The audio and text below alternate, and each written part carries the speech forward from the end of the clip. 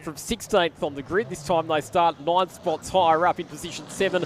Daniel Kapitanovic will start the race in the Bennett Property BMW 328i. Tim and Brad Herring out of position number 8. Tim Herring will start that Mazda MX-5. Drew Hall and Matt McClellan out of 9th position. They've nominated to go in Division C based on the fact that they did not break out of Division C lap times during practice or qualifying. Matt McClellan will start the race in the BYP Racing Honda Integra. And then Alex Holtzel, the first of our solo drivers, rounds out the top 10. Chris Stannard and Matt Bolton, the Porsche 944 out of 11th position on the grid. Chris Stannard will start the race in that car. One Raceway circuit owner Steve Shelley and his son Jake, they reunite our 2015 Wakefield 300 winners, and it will be Jake Shelley who will take starting duties in that Mitsubishi Evo 10. Matthew Kiss out of 13th position. He is running solo. Zach Wazier and Tom Shaw in position 14 on the grid in their BMW M4. Zach Wazier will start the race in that car. Sam Hugh and Jai Wren, the ND Mazda MX-5 out of position number 15. Jai Wren will start the race in that car. Jared McLeod now running with John Taylor in the 182 BYP Racing Honda Civic. John Taylor will start the race in that car. David Vincent and Peter Brearley, the 555 BMW E36 M3. Peter Brearley will start the race in that car. Position 18 is Marcus Rumler and David Kruger. Marcus Rumler will drive in that car. They are in Division C. They've moved up from where they were originally in Division D because they broke out in qualifying. They've put slick tyres on that car to try and give themselves a bit of extra pace. And then we go back to David Calabria and Nathan Blackmore, the Mitsubishi Evo. David Calabria will start the race in that car. Daniel Flanagan and Dean Chapman, the Subaru BRZ out of the 5th Gear Motoring stable, starts out of grid position 20. Dean Chapman on board that car for the opening stint. Tim Weston and Josh Anderson out of grid position 21 in the Ford Fiesta. Tim Weston will take the start in that car. Then we go back to Tony Pryor and Ashwin Dial in the Toyota 86. It will be Ashwin Dial who will start the race in that car.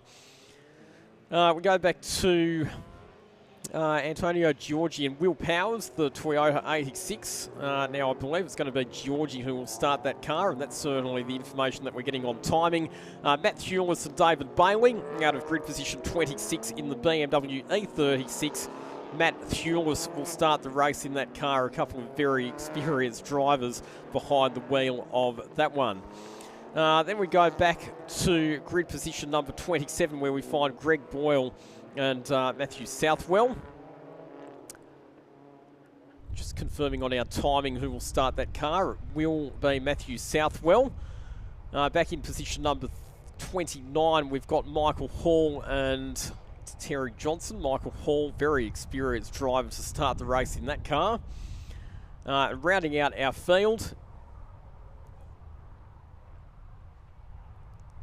car number 30 will start out of position number 30, quite appropriately. Car number 35. Jake Hextall and Ghassan Fatijeri.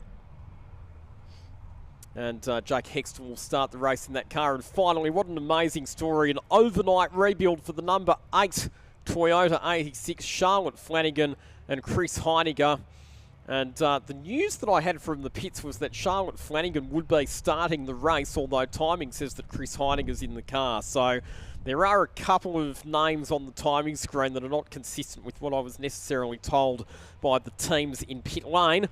But it is time to get the formation lap underway behind the safety car. So the race distance, 128 laps. A reminder of the critical numbers is that the pit window opens on lap number 19 and closes on lap 108. So you must complete your compulsory pit stop between those laps. The field being instructed by race control that the lights will go out on the safety car at turn 9 and they need to be forming up on the back straight. In terms of safety cars, well, every Wakefield 300 since 2008 has had at least one safety car. We've never gone safety car free in the Wakefield 300. The record for the most safety cars, 9 in the big wet race that we had in 2012, but the average number of safety cars across all of the 300s is exactly 3. And the teams will be taking those probabilities into account when they work out their race strategy. cold conditions here at One Raceway, a top of 11 degrees today. The track temperature has come up a little bit as a result of the circuit being bathed in UV sunlight, but it's also quite a windy day as well, so that has kept the ambient temperature down, which will work well in the turbocharged cars. And we'll quickly go to Dave, who was with the event director, Terry Denovan, in pit lane. Well, thank you, Lachlan. It is a glorious day here at One Raceway, and what an absolute treat for Terry Denovan and his team from MRA to bring back the Wakefield 300 3 years after we last saw this incredible event here at a completely refreshed, refurbished circuit. Some old faces, plenty of new ones. Terry, can you just describe what you're feeling right now? Oh, anxious. I think I just want to get this race underway. It's an absolutely awesome field out there. You know, there's 30 plus cars ready to start 300 Ks in about another 15 seconds. I'm stoked. You've raced in this race before. You know what it takes. We look forward to an incredible 128 laps here. Same distance, fewer laps. Can you pick a favourite? Oh, no, I'm not going to do that. I don't want to jinx anyone. Back to you, Lachlan, as we go to the start of the Wakefield 300.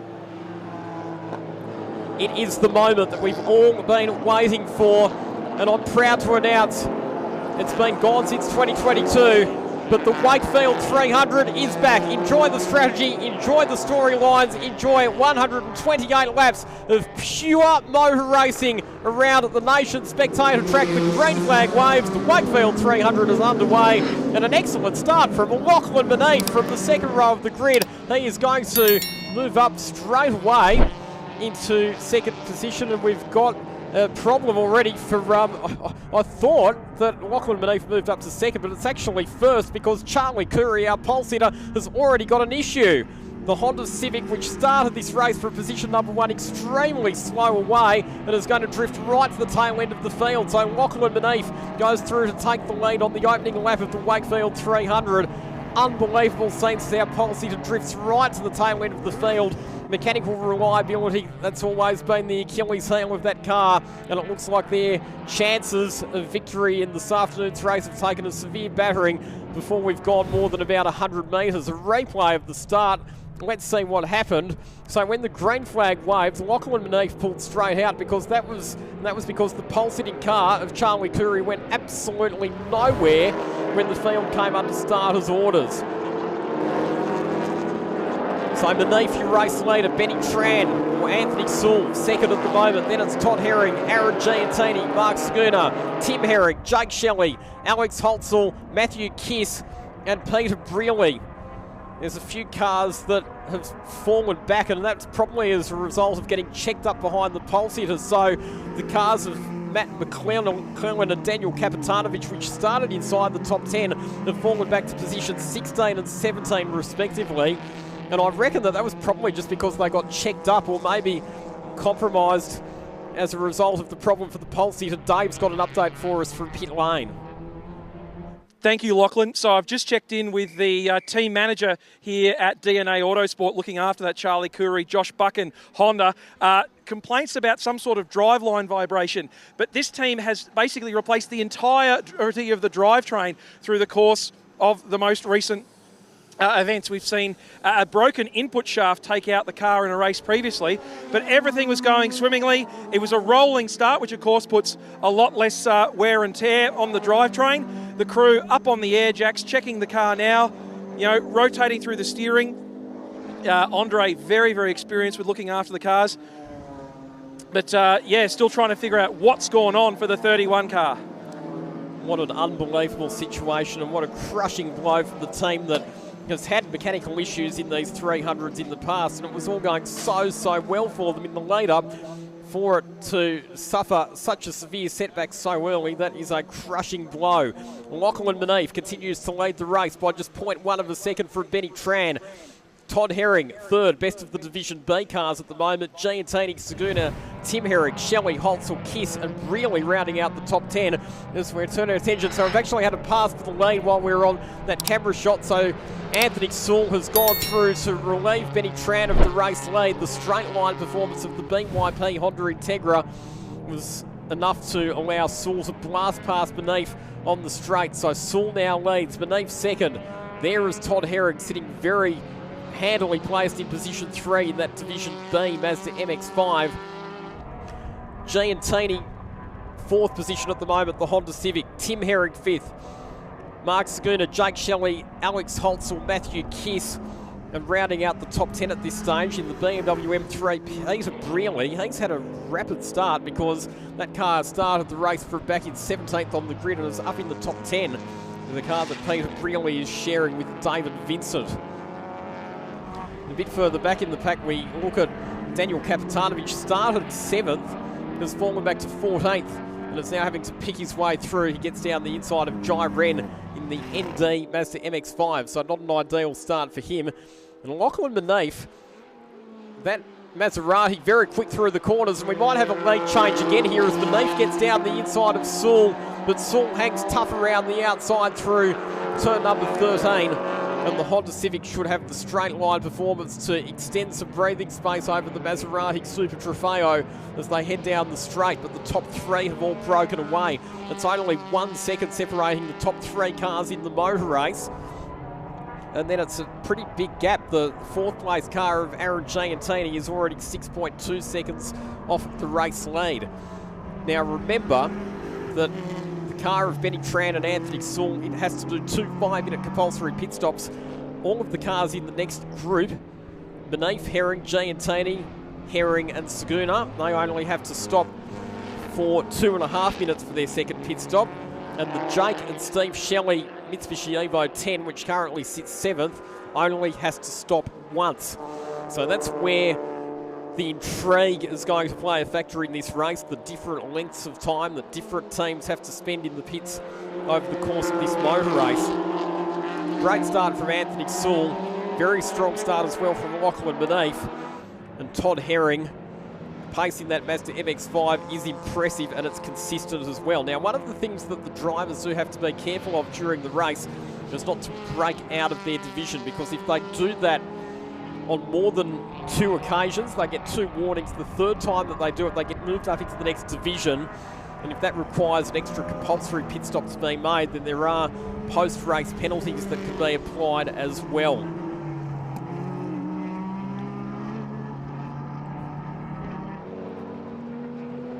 And already, we're only on lap number 6, and already laps traffic coming into the equation as our race leader Anthony Sewell slides down the inside of Michael Hall. So it's only taken 5.5 laps for our race leaders to start putting laps on the back markers.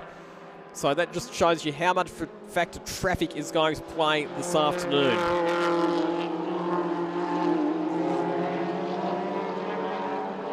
So Anthony Sewell very fast through sector number 1, but Lachlan Manif is staying right with him at the moment, just shadowing that BYP Honda Integra. And Sewell needs to be pulling away a little bit more quickly than he is at the moment, because he's got an extra 2.5 minutes to spend in pit lane. The margin first to second is still just 0.8 of a second. Then it's Todd Herring in 3rd. Tim Herring's now moved up into 4th position, so Tim Herring ahead of Aaron Giantini. Saguna, Shelley, Holtzel, Kiss and Brearley still the top 10. Daniel Kapitanovic is starting to claw back some of those spots that he lost at the start. The other big loser in that opening sequence, apart from our pole sitter, was the second of the BYP Integras, the 818 car of Matt McClellan, which he'll be handing over to Drew Hall a bit later in the race. That car started out of 9th position on the grid. It's fallen back to 16th. So a few cars having less than ideal starts. Here's the battle for what is the Lady Division C. Jake Shelley and Alex Holtzel, the Mitsubishi Evo 10, the BMW 1M, which collided in qualifying yesterday. They managed to get those cars fixed. And they're now out battling it out for what will be the lead in Division C. Fastest lap of the race, Anthony Sewell, 102.4. 104.2, I beg your pardon, as he opens up a 1.3 second margin back to Lachlan Manif.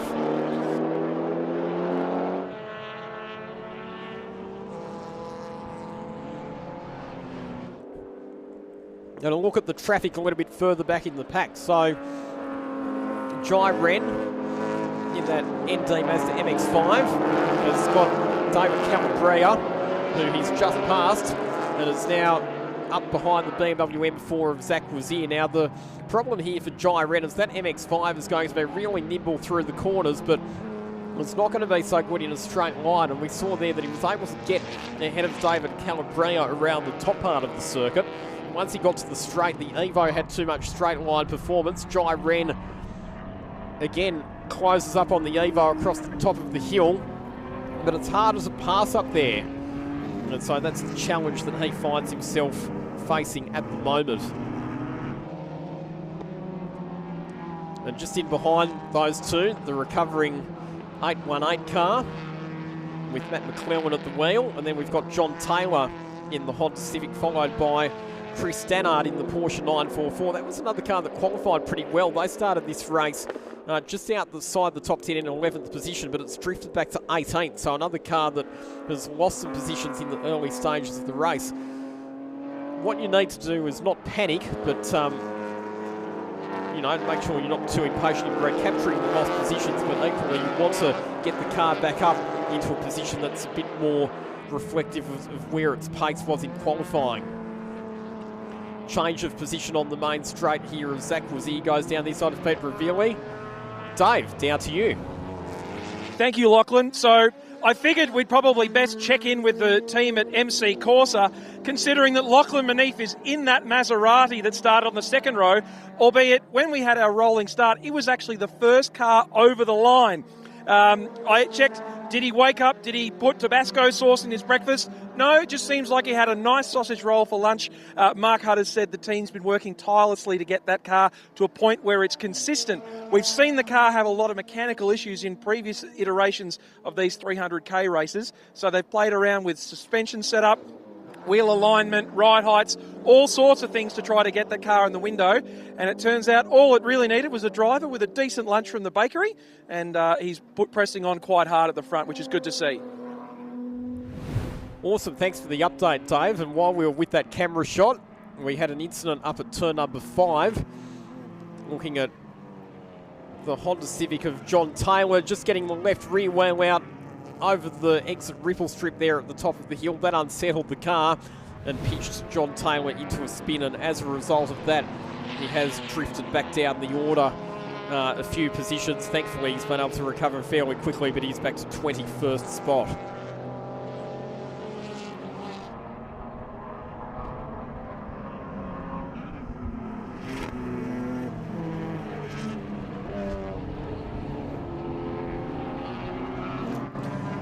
Here's one car that punches above its weight, the Ford Fiesta. Tim Weston and Josh Anderson currently the leader in Division D and sitting in 18th position overall.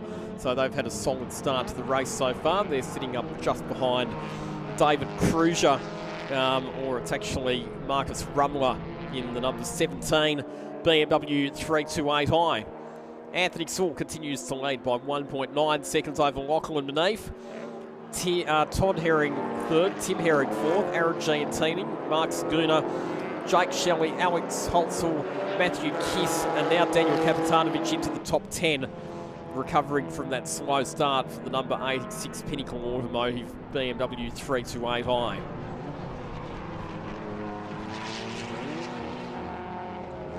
As Peter Brearley runs very, very wide through turns 1 and 2. It's a rapid start for that car. He moved up into the top 10, but now he's starting to lose some spots and fall back into a spot a bit closer to where he qualified. Falls back in behind Matt McClellan in the number 818 BYP Honda Civic. So to the point, we heard Dave talking about Lachlan Manif. So Manif and Hutters. Manif, definitely what you would call the pro driver, but Hutters has been gaining experience in Ferrari Challenge, and as I pointed out, his lap times were pretty close to Lachie Manif in the warm-up session earlier this morning. So that's definitely not a car that we're going to count out of contention, not by any stretch of the imagination. It's been a very strong lead up into the race for that car.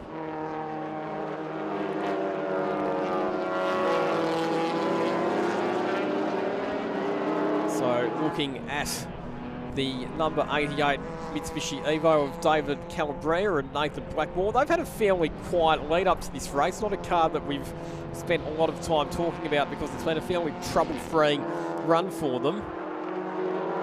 And often in endurance racing, that's not a good thing. You just snake up on it, stay out of trouble, stay out of the spotlight, and let the race come to you. A bit further back, a battle between Wayne Bovagliati in the Lexus IS200.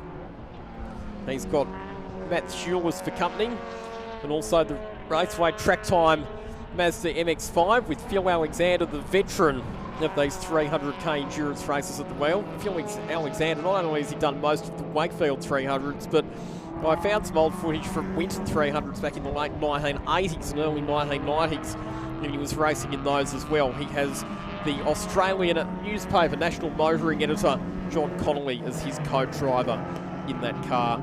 Right now, embroiled in a battle with Matt Hewlett in the BMW 318i, one of the cars that runs in the BMW E36 series that runs here in New South Wales.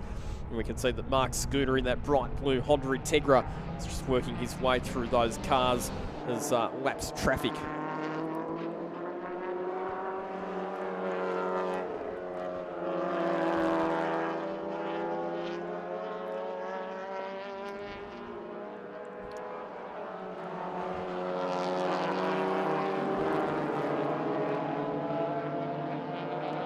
One of the great things about the Wakefield 300 is that no matter where you are on the racetrack, chances are you've got a car to battle against. And the cars do have such different strengths and weaknesses as Phil Alexander switches to the inside. Oh, we got pitched up on the curb there a little bit by Matt Hewlett. Had to bail out of that passing manoeuvre. Just up the road from them, Wayne Bovagliati in the Lexus and Adriano Giorgi in the Toyota 86 that he's sharing with the former New South Wales Formula Ford champion of Will Powers. So we're working lap number 14 at the moment, and the lead for Anthony Sewell now out to 3.3 seconds ahead of Lachlan Beneath. Make that 5.2 seconds as they complete another lap. A lot of it will come down to laps traffic as well, and where on the circuit you catch up to the back markers, so expect the margin to ebb and flow a little bit between the race leaders depending on the sort of run that they're getting through the traffic, as this time Phil Alexander gets a good run on Matt Hewlett and makes a bit of contact, in fact, with Hewlett as they head into Slingshot. Hewlett decides that it's a good idea to open up the steering and let Phil Alexander through. Probably a smart move in the circumstances, as we see at the back of the shot there. I think that was Shelley and Holtzel coming out of Slingshot as well. Our first two cars in Division C who were separated by just half a second at this stage. Here's Wayne Bovagliati in the Lexus closing up onto the back of Will Powers. Adriano Giorgi, it actually is in the car at the moment, and Phil Alexander, now that he's cleared Matt Hewlett's, fancies his chances of having a crack at the Lexus and the Toyota 86 that are ahead of him as well. So this battle is for 22nd position overall in the motor race. They're fighting just as fiercely as they would be if it was a contest for the race lead.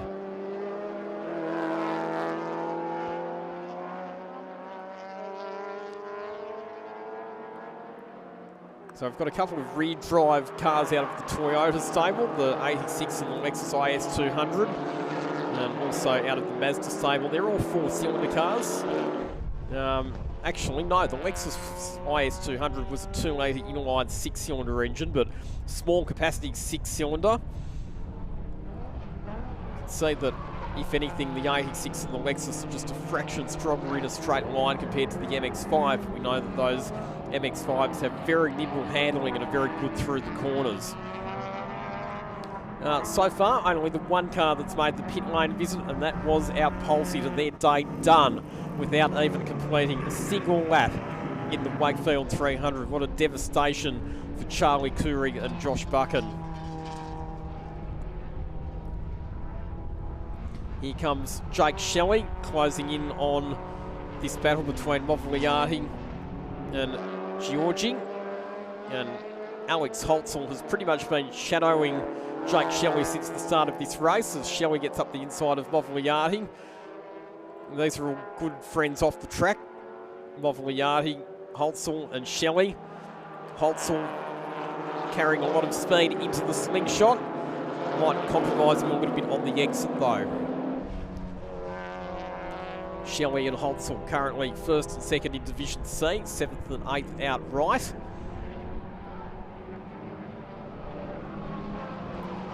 And Matthew Kiss not too far behind them either.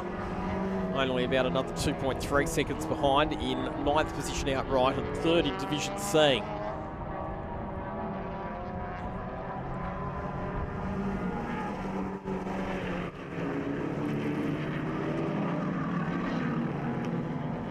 As Jake Shelley works his way down the hill into the fishhook. So here's Matthew Kiss, so he's the next best car in Division C, and he's got the recovering Daniel Kapitanovic for company. The point that Daniel Kapitanovic made is that his BMW, it's very quick over a lap in terms of lap speed, but it doesn't make it speed in a straight line, and he was a bit concerned that it might be a little bit more difficult for him to overtake than some of the other cars in the field. There is Tim Weston. He has got Dean Chapman, former manager of Wakefield Park and co-owner of Fifth Gear Motoring with Daniel Flanagan up behind him at the moment. Daniel Flanagan will jump into that car a bit later on, a veteran of these 300-kilometre endurance races. We've completed lap 18. Oh, we've got dramas here for Adriano Giorgi. So he was involved in that battle with Wayne Movigliati, and he's gone off and spun at turn number 1.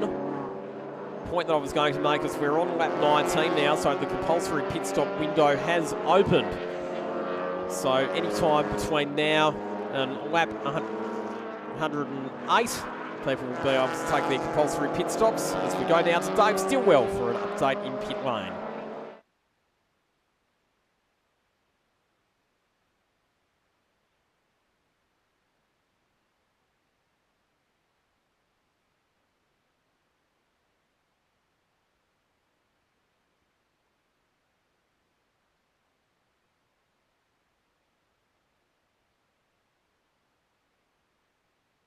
They've got custom stickers made up, imitating some of the wacky races from the vintage Hanna-Barbera costumes. They do tell me that shirts are about 2 weeks away if people are interested, but Tom and Zach are doing a very good job in very different machinery to what Rickshaw's used to working on. Of course, the RX8 Cup Series, a long-time supporter of Wakefield Park and now One Raceway. So we look forward to seeing what this team can get down. We'll have a look. Give us a wave, guys. What are we all enjoying down here? Yeah, really good vibe as the pit window is set to open here at the Wakefield 300. Thank you, Dave. Yes, they're having a lot of fun down there. Tom Shaw, his dad Rick Shaw, a former winner of the Wakefield 300, driving a V8-powered Mazda RX-7 with Steve Anslow back in 2011. And the car that was running in 3rd position outright has come straight into the pits. That is the Todd Herring and Jet Herring Mazda MX-5, the number 79 car. As soon as the pit window opened, they've decided to dive for pit lane. Now, from a strategic perspective, remember they are a Division B car, so they do have to do a 5-minute and a 2.5-minute pit stop. They might be deciding that they want to get one of their pit stops out of the way early. The danger that it exposes you to, though, is if there's a safety car, then you will be disadvantaged. And they're actually working on the rear of the car, so it looks like driver change taking place, but there's some work going on underneath that car. It looks like the exhaust might be loose, so this is not a scheduled stop, and this was a key contender. So they can take the opportunity to use this as a compulsory pit stop, but I think that this was probably a bit earlier than they were planning on, because like I said, if we were to get a safety car, other cars are able to pit under safety car, and they've already done a pit stop under green. It is quite a significant disadvantage. So not an absolute disaster, but also far from ideal for Todd and Jet Herring as the crew work busily. Let's head down to Dave and find out what's going on down there. Well, I'll get my cameraman Jason to zoom in. So Todd's actually jumped out of the car. He's gone in to help the other drivers as well. So they're actually hastily trying to fix the exhaust with some temporary measures to stop it dragging on the ground. So Jet Herring in the car, being sent off. So that will hopefully take care of their 2.5-minute pit stop as a Division B car. But yes, it was all hands on deck, underneath the car, helmets on, cable ties, race tape, all sorts of coat hangers and side cutters in use to get the number 79 back out on the track. Thank you, Dave, for that update from pit lane. And yes, Jet Herring, so they've done their driver change. So Todd Herring's only done 19 laps, but remember there's no maximum or minimum number of laps. So Jet Herring can now stay on board that car through until the end of the race. The good news for them is that they got the stop done in 2 minutes and 41 seconds, so they can now say that they've ticked off their 2.5-minute compulsory pit stop and only given away 11 seconds in the process. So, like I said, not an absolute disaster, but not an ideal situation if we get a safety car and other people are able to use that to take their compulsory pit stop. So that actually, the demise of that Herring car actually moves the other Herring car of Tim and Brad Herring up into position 3, behind Anthony Sewell and Lachlan Manif, who continue to run in positions 1 and 2 outright. Anthony Sewell and his co-driver Benny Tran, the sole remaining runner in Division A, so the only car in the race that has to do 2 5-minute compulsory pit stops. So far, only the one retirement in the Wakefield 300, that being our pulse hitter, the number 31 car of Charlie Curry and Josh Bucket, which was out on the opening lap of the race. As we have our second visitor to pit lane, that is the Jai Ren Sam Hugh ND Mazda MX-5, which was running in 10th position when it came in for the pit stop. So they will take the opportunity to do their one only compulsory pit stop. We're also hearing from race control that car number 39 of Matt Hewlett and David Bailey has recorded its first breakout. Now, when we talk about breakouts, that is where you go faster than the fastest permissible lap time for your division. So David Bailey and Matt Hewlett, they are in Division E. They're only allowed to do a 1 minute 12. That's the fastest time that they're allowed to do. The problem for them is that they have punched out a 1 minute 11.9, which they did on lap number 6. So they have to be careful not to do that on too many more occasions. And I've said that we had one retirement. Well, I'll take that back because the Charlie Curry and Josh Buchan car has returned to the racetrack. Unfortunately, they were in pit lane for 24 minutes and 35 seconds. They are 21 laps down on the race leader, so they're out of contention for an outright result, but terrific to see the number 31 car at least getting back into the motor race, which means that after 23 laps, we still have all 31 starters circulating on at the racetrack. Looking at the moment at a battle between Chris Stannard and Zach Wazier, so those cars are battling for position. The BMW M4 there, and they're actually separated by Mark Schooner at the moment. And we've got another update from Dave down in pit lane. Yes, Lockie, so I caught up with the members of the DNA Autosport team, so an outer CV appeared to be the problem for the 31 car, but as you can hear, it sounds like it's done something else, because that car, after spending just an outlap, the outlap turned into an inlap, and the car 31 is back in the lane, nose in. So I take it the guys and girls at DNA Autosport are going to have to do a fair bit more troubleshooting. Charlie Curry getting out of the car. I really don't want to be here for this. This is devastating for these guys. Is it ever? And in the whole history of the Wakefield 300, it's not been won from pole position very often.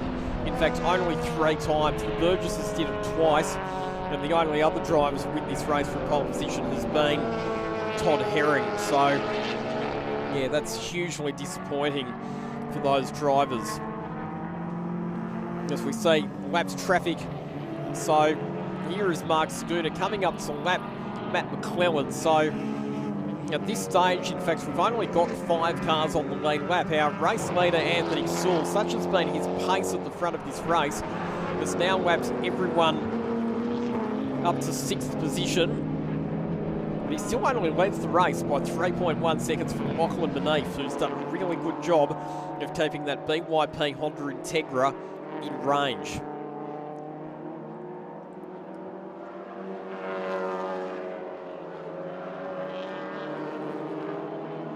in fact, just to clarify, no, Todd Herring didn't win the 300 from pole position. So the only winners from pole position in the whole history, the Burgesses. So they did it once in 2016, qualified on pole position and went on to win the race, and then they repeated that feat in 2017. So yeah, the pole sitter does not have a great strike rate for conversion, and once again the curse of pole has struck. Here is our race leader Anthony Saul, busily negotiating his way through some of the lap's traffic, and there is Lachlan Beneath, who's got within 1 second. So Lachlan Beneath, really effective job of picking his way through the traffic. Both these drivers are very experienced in these endurance races. Both of them know how to deal with slower traffic, but you just feel that maybe Beneath has been a little bit more aggressive than Saul at passing some of these lapped cars. He's been able to get the margin down to 1 second, which is not really good enough for Anthony Saul, given that BYP Honda Integra was going to be spending an extra 2.5 minutes in pit lane.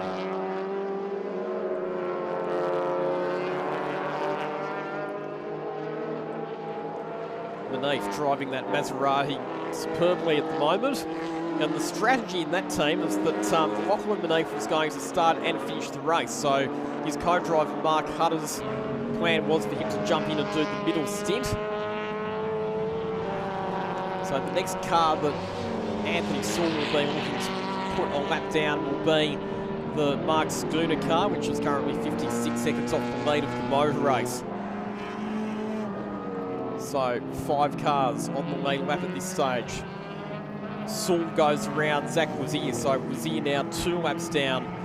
And there is Wazier battling it out with Chris Stannard as Beneath goes through in the Maserati Super Trofeo to put another lap on both those cars. There's the number 24 machine of Matthew Kiss.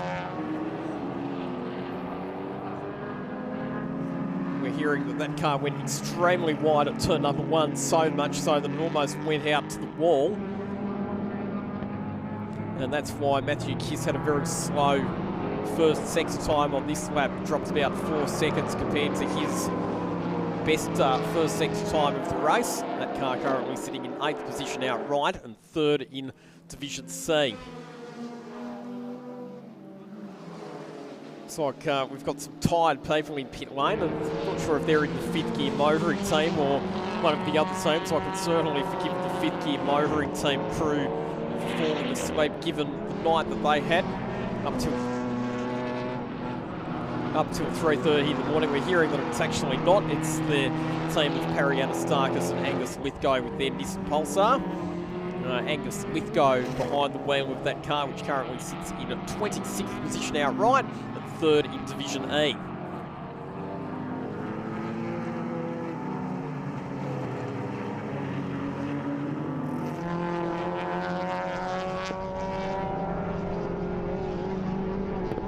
Hearing that car number 54 has a black flag.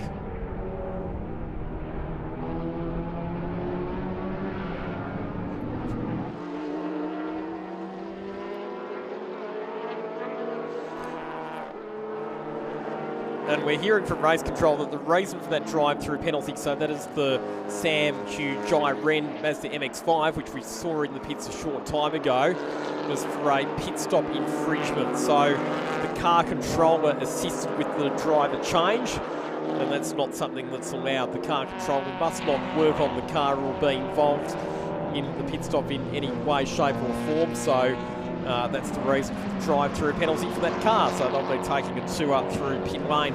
Also noticing that their pit stop was only 2 minutes and 20 seconds. So well short of the 5 minutes if they were going to make that a compulsory pit stop that they needed to spend in pit lane.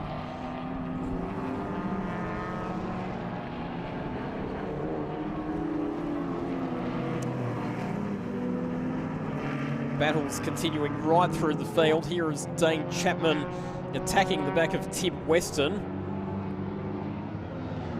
The next car up the road is that Nissan Pulsar of Angus Lithgow, but he's a lap down, so not racing them for position. And here comes Matthew Kiss to lap those cars.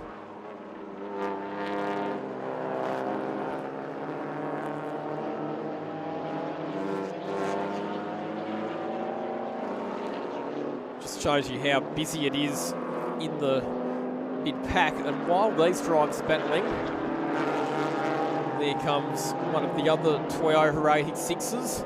That is Ashwood Dial, who actually gets up the inside of Dean Chapman. So that will be the change in position. And Jet Herring in the Mazda MX-5 coming through to lap both of those cars and gets squeezed up on the curb.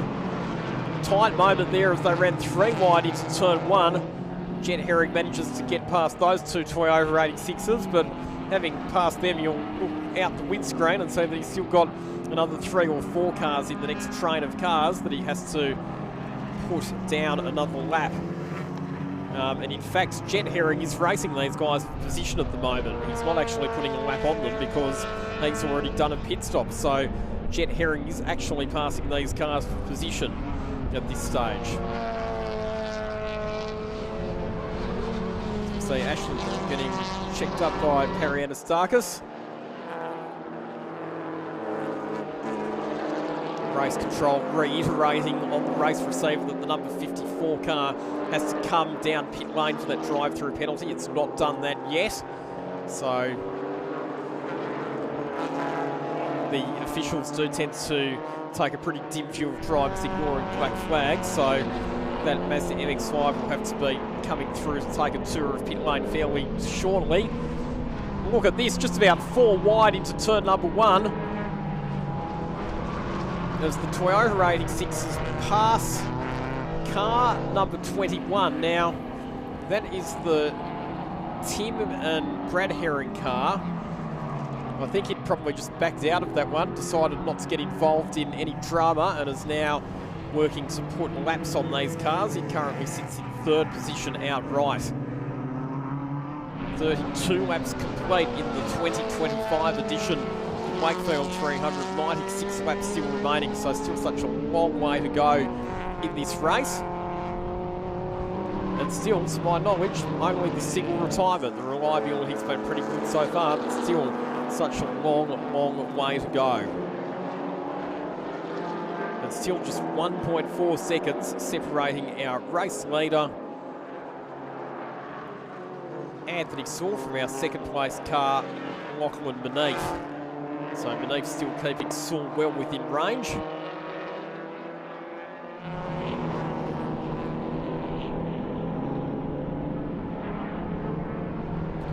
Dean Chapman, if anything, has been a little bit compromised by some of this lap's traffic and fallen back behind the Ashwood Dial Toyota 86. These cars are all battling for the lead, incidentally, in Division D. So Josh Anderson, Ashwood Dial, Dean Chapman currently 1st, 2nd, 3rd in Division D. In fact, let's run through the leaders of each division. So your leader of Division A, 1st outright, is Anthony Saul.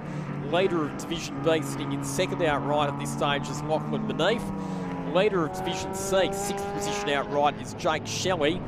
Leader of Division D in 17th outright is Tim Weston. And the leader of Division E, currently scored in a 24th position outright, is Matt Thewlis in the BMW E36 318i. And let's head back down to Dave Stillwell in pit lane. Thank you, Lockie. So I just stuck my head into the garage of car 54. They weren't aware of the penalty, so it seems like they're fairly new to this style of racing and something may have got lost in translation. So the message was relayed. They're actually using cell phone communications to talk to their driver, so got that information in as the number 8 car comes in behind me. So car 54 has now served its black flag pit lane penalty, but car 8 is now actually driving into the garage. I'll head down there and give you an update from there when I can. Thank you, Dave. That's not good news for car number 8. That was the car that was rebuilt overnight after the big crash from Charlotte Flanagan into the pit lane wall during the 2nd of our Wakefield 300 practice sessions yesterday. And she was just out there circulating, regaining confidence, staying out of trouble. So not an ideal situation for that car to be in the garage. Cell phone communications for pit-to-car communications. I can think of some other teams that have used that technique for pit-to-car comms over the years. Actually not a bad way of doing things if you don't have a working pit-to-car radio. But that team has now served that drive-through penalty. So the outstanding penalty for car number 54 has now been taken. Here's Daniel Kapitanovic. He's actually battling with Jake Shelley for position. So we saw that he has a slow start, Daniel Kapitanovic, but back up into 7th position and applying the pressure to Jake Shelley. Now remember that because Daniel Kapitanovic is in a Division B car, he has to do an extra 2.5 minute pit stop compared to the number 7 car. So he needs to get ahead of Jake Shelley and then try and put a buffer on that car. And here comes Jet Herring, who has already done one of his compulsory pit stops to try and get a lap back on these cars. Jet Herring in 14th position, but already has one of his compulsory pit stops done, and in fact is the highest placed car in the race to have completed one of his compulsory stops.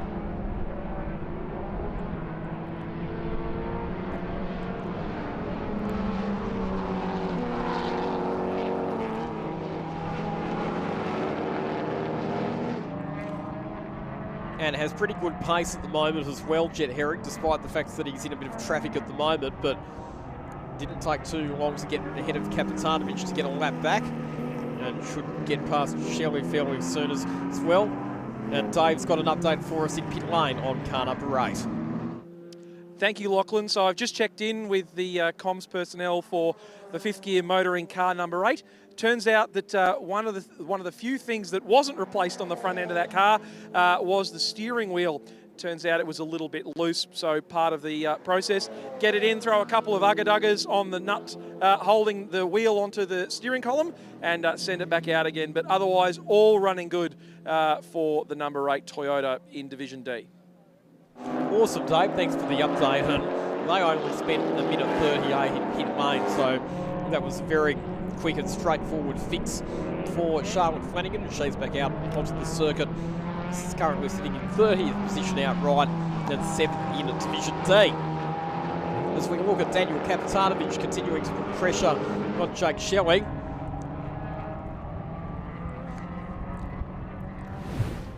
And while that was happening, so Kapitanovic actually, did he get alongside? Yes, so Jake Shelley ran a little bit wide heading into slingshot. Kapitanovic was able to get alongside, had the move done, but this is the problem. So Kapitanovic pointed out that the Beamer didn't quite have the same straight line speed as the Evo, and Jake Shelley was able to out-drag him down the straight and recapture position 6 by the time they got to turn number 1.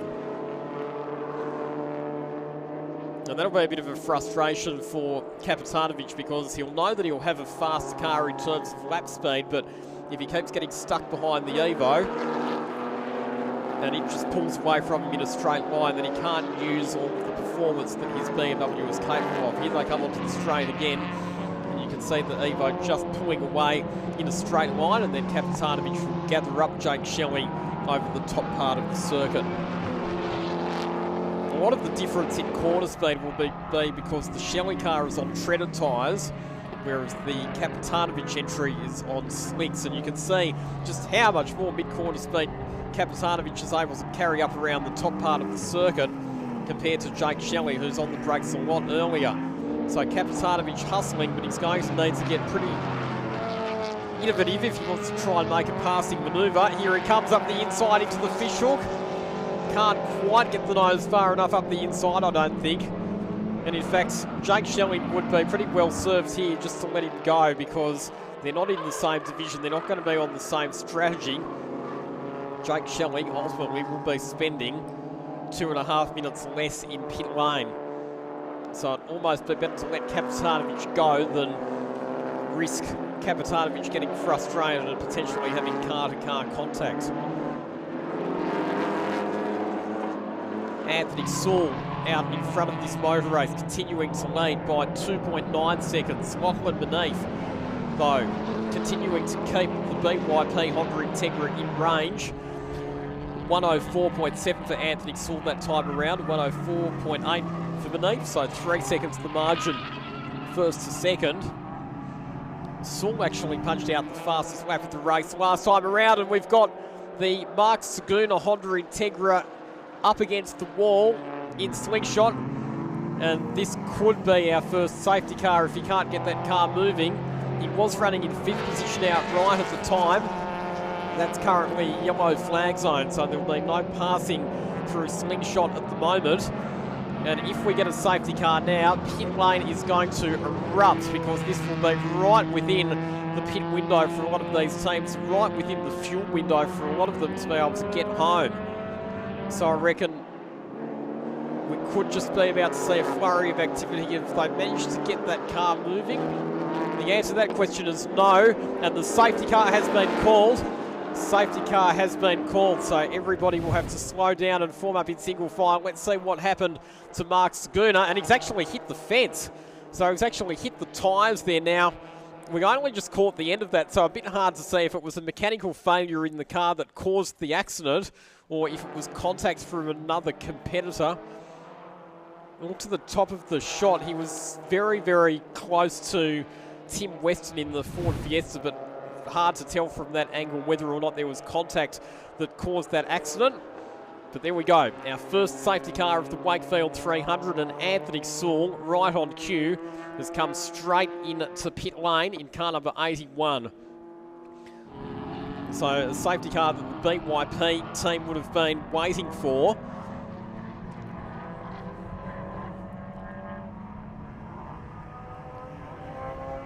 And so the safety car has come out just ahead of the ND Mazda MX-5. Now, they will pick up the race leader shortly, but it might just take a little bit of time to get the race leader back behind the safety car. Now, this will be interesting to see who takes this opportunity and who doesn't. A lot of it's going to come down to the fuel range of the cars. So, for example, with the Mitsubishi Evos, we know that they don't have a lot of flexibility in their fuel range. Dave has more for us in pit lane. Thank you, Lockie. So as you can imagine, the Sewell car was one of the first to dive in the lane. Being a Division B car, they'd have not just one but 2 pit stops to take care of. Both of the Herring family cars are in the lane as well. So we saw earlier that the number 79 car took care of its 2.5-minute stop, whereas the number 21 hasn't taken care of any stops yet, as Jace pans to watch those. So it'll be interesting to see whether they are able to make it home from here in the number 79. Of course, being naturally aspirated, doesn't have quite the same demand for fuel like its turbocharged sister car, the number 21.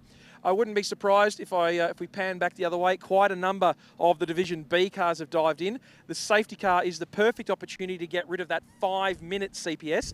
So the only thing you got left in the tank, so to speak, is the 2.5-minute stop, which is a much smaller penalty to take later in the race if you have to do a stop under green. So plenty of action here in the lane, but predominantly Division B and Division A cars, or the only surviving Division A car, I should say. And of course, we've also got the Division, is that E or D, the number 75, Lachlan? So the number 75, Mazda 3, Michael Hall, Terry Johnson in pit lane at the moment. Our medical team there attending to Mark Saguna, who has hit the fence. And let's see if anybody else takes the opportunity to dive into the pits this time around. Daniel Kapitanovic comes in, the Division B car that's currently sitting in 6th position outright. So another one of our Division B runners taking the opportunity to take a pit stop. So Dave pointed out that it's the number 79 car. So Todd and Jet Herring, they had already done the first of their compulsory pit stops under green flag conditions early in the race. They're in for their second compulsory pit stop now under safety car. They've drifted all the way back to 21st position. But after this, if they have the fuel range to be able to get home and complete the next 88 laps, they don't have to stop again in terms of compulsory stops. And if they do have to stop again for a fuel top-up, it will only have to be for 2.5 minutes. So that car could actually end up being pretty handily strategically positioned as we get deeper and deeper into the motor race. And once again, they're working on the exhaust of that car. I still reckon they've got some issues with it coming loose, so they're taking this opportunity during this compulsory pit stop to do some work on the rear of the car. Thank you, Lachlan. So the team is working frantically with getting some, looks like baling wire or twine or something to that effect under the rear of the 79 car. With that 5-minute stop period, the 45-second transit time, means they've got about 4 minutes and about 15 seconds of stationary time as a minimum. So they're going to take that opportunity to try and get as much support onto the rear section of this exhaust. Not the ideal strategy for the 79, but as we talked about in some of our pieces to camera early on in the coverage, the rubbercraft tyres that are fitted to this car certainly able to see it through to the end of the race if we look at the amount of wear and tear that was on that set that we rolled out earlier. The number 86 BMW's also in for one of its 2 stops. You'd factor in that they'd probably want to take care of their 5-minute stop as well under these conditions. Quite a number of teams. It's actually quite, with the exception of the 79 crew working frantically under the back end of that MX-5 as the 86 makes its way to pit exit. Lockie, you'll have to give me the time on that one to tell me whether it's a 2.5 or a 5. But it's actually really calm, which is what we're looking for. I see the Maserati of Lachlan Manif is in the pit lane as well, taking care of one of its 2 stops. Indeed. So this will be, if they're already heading to pit exit, this will be one of the 2.5-minute stops being completed by car number 86. Now, can they beat the safety car out of pit lane? Because the pit exit will close while the safety car of the train of cars behind the safety car exits the pits. I reckon Kapitanovic has just managed to beat the safety car out of the pits.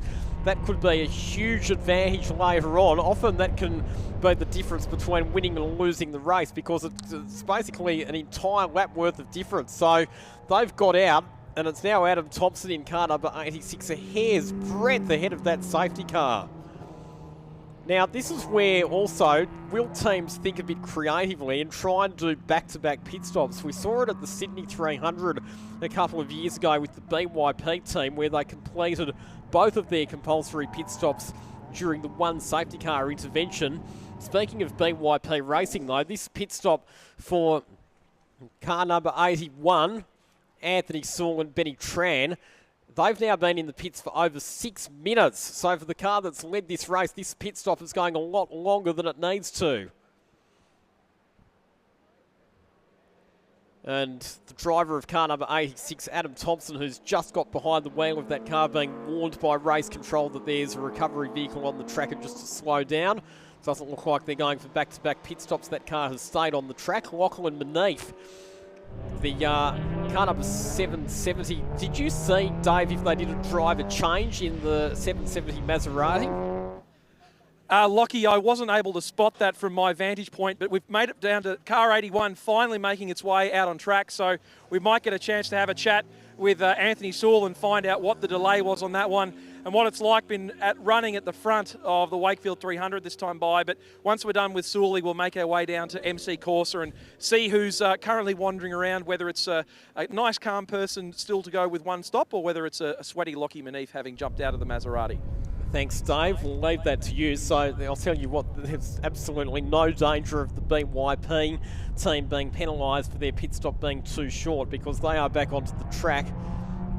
In fact, it's at a red light at the end of pit lane. It is. They're going to hold that car at pit lane. So unlike the Kapitanovic car, they have just missed being able to beat the safety car to pit exit. So they're going to lose another lap.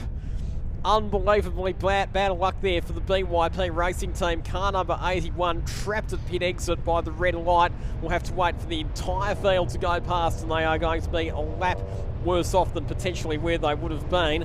What an agonising situation for this team, and they'll still have to do another 5-minute compulsory pit stop later as well.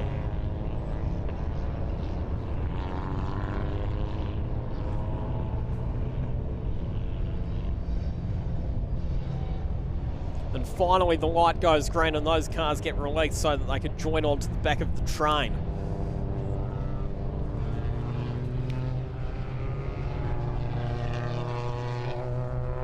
So here's an interesting one. So Aaron and Matthew Giantini in the number 13 Honda Civic, looks like they are doing back-to-back pit stops, because they were in pit lane before for the first of their pit stops and they've come back in for the second of their stops. Dave, back down to you.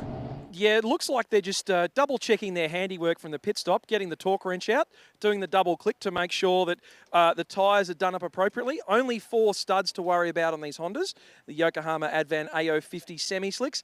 They've already taken care of their 5-minute stop. They can take care of their 2.5-minute, get it out of the way under safety car. And, of course, that means that I've checked with the team. They're okay on fuel from here to the end of the race. So good things for the G&T. They can look forward to tucking into some G&Ts fairly early on after the race is finished, I'm sure. Thank you, Dave, for the update. So that is the team that's gone for that back-to-back pit stop strategy.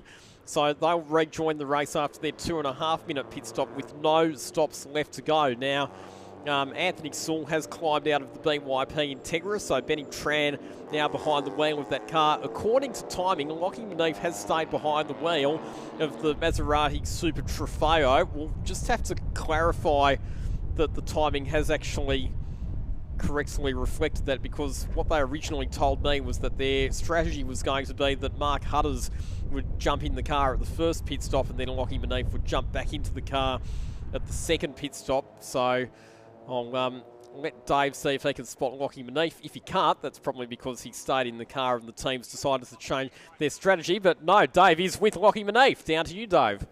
I have found, I was going to say the one and only Lachlan Manif, but we know that there are multiple Lachlan Manifs in Australian motorsport at this level. Now, mate, you were meant to start on the second row, but you were the first car across the line at the start. Ripping job in the opening stint of the Wakefield 300. Good job. Thank you, mate. Yeah, I was looking up at the starting lights to look at them to go out, and by the time we'd round the final corner, they're already black, so I was waiting for a green flag, and I guess that might have caught the front row out, but as soon as it flew, I was out of there, and yeah, big Maserati V8's got a lot of grunt, often torque, so it's cool to get off the line there well. And yeah, obviously Sully's a hell of a competitor and a even better dude, and it's cool to race with him wheel to wheel. And yeah, it was obviously we're just got to make sure we don't push the car too much at the start, and don't have any breakouts. So yeah, I was just kind of trying to obviously regulate our pace and look after the car. And obviously it's pretty intense with some of the lap cars out there, but they're all doing a really good job, to be fair, and it's not easy. So yeah, it's good start. Mark's in from middle stint, and I'll jump into the end and see how we go. So good being able to take care of one of your 2 compulsory pit stops under safety car conditions. Do you know what the sort of fuel range is like on the car? Does it basically extend to pretty much the end of the compulsory pit stop window before you might have to jump back in case there was a safety car and reduce the amount of time loss for the Maserati? I think that was pretty decent for us there. It was pretty much right on time when we wanted to come in, and these extra laps under safety car will help to just conserve. We're probably one of the thirstier cars in the field. We have the biggest capacity, so what we lose in nimbleness through the corners, we've got to burn all that fuel in the straight. So we'll see how we go. Not a problem. Thank you, Lockie Manif. Back to you, Lockie. We'll have an update for you on the Sully and Tran car shortly. Awesome, thank you, Dave. And this is a replay. So Lockie Manif was talking there in the interview about the race start. So he started from 3rd position on the grid, but we saw that he launched really well. But I think part of the reason that his launch looked so good was because of the slow launch for our pole sitter, who obviously had that mechanical problem off the start of the race. So Manif there using the grunt of the Maserati to full advantage to take the lead ahead of Anthony Sewell as they headed down into turn number 1. Our pole sitter went absolutely nowhere. Now, very good job from our officials. They have got the safety car to the head of the queue, in front of the race leader, which is Jake Shelley. In car number 7, the most successful driver in the history of the Wakefield 300 with 3 victories. He and his dad Steve reuniting for the first time since 2017, and of course it's 10 years since they won the Wakefield 300 together in a Lotus back in 2015 as well. But isn't it fantastic to see the One Raceway car at the head of the queue at the Wakefield 300 here at One Raceway. The owner of the circuit gets to see his car in the lead of the motor race. However, they get to take their compulsory pit stop, and the reason that they haven't taken their compulsory pit stop is because they will not have the fuel range to get to the end from this point. They need to do probably another 20 laps to get to around the halfway mark of the race before they think about taking their stop and before Steve Shelley gets in for the run home. And that cycle of pit stops and the fact that we're under this safety car means that we've now got 8 cars back on the lead lap. So Jake Shelley, your race leader, ahead of Alex Holtzel and Matthew Kiss. Those 3 cars all in Division C. Todd Herring or it's now Jet Herring at the wheel of the number 21 car. It sits in 4th position outright. And first car to have taken a stop as we head back down to Dave in pit lane. Thank you, Lockie. So I thought I'd catch up with a guest who was more than generous with his time yesterday on Facebook Live on Blendline TV. It's Anthony Sewell, who's done a cracking first stint in the number 81 BYP Honda. Of course, a bit of a change from the McLaren you're used to driving, mate. Yeah, a bit of a change. Front-wheel drive. Actually, probably I think more power than my McLaren in GT4 spec. So it's a little rocket and it's great little fun out here, yeah. No, definitely. Now, we had some concern that the pit stop time needed to be a minimum of 5 minutes. Yours was a bit up and over 6 minutes. No chance of it being of concern to the officials as far as going under the minimum time. But was there something that caused a bit of drama there? We just like to make it hard for ourselves. Yeah, I just worked my butt off out there and come in and we just think we should take an extra couple of minutes. Like, it's just a bit of fun, you know. Adds a bit of spices it up. So, no, I think just a few minor teething problems with a few fueling rigs and things like that. But no, all good. We should be out there and Benny's in the car now and hopefully he can start punching hard again and getting sort of through the traffic and we can sort of fight our way back. So that's the goal. So one more CPS 5 minutes to take care of for you guys. Will Benny stay in for the race? Not sure at this stage. We're sort of going to play it as we go. But, yeah, I'll keep my gear on just in case I'm called up again. So... but yeah, it's a funny thing to drive, so it'd be great to be back in the car. So we'll catch you at the end, mate. Crack on. Thanks, pal. Appreciate it. Back to you, Lockie. Thanks, Dave. Lights are out on the safety car and all of the drivers have been reminded by their race savers that there's no overtaking or overlapping before the start-finish line, and that can sometimes be a bit of a challenge when you've got all different cars travelling at all different speeds. But it will be Jake Shelley who will lead the field back to the start-finish line as the green flags wave and we get proceedings back underway at the Wakefield 300 with 82 laps remaining. Alex Holtzell second, goes down the inside of Chris Stannard as they head into turn number 1, and Matthew Kiss in that Mitsubishi Evo sits in position number 3 at the moment. Tim Herring 4th, Lachlan Manif in 5th position at the moment. Both those cars have ticked off one of their compulsory pit stops, but for Tim Herring it was the 2.5 minute stop. For Lachlan Manif it was the 5 minute stop. So the 770 car in a pretty handy strategic position at the moment.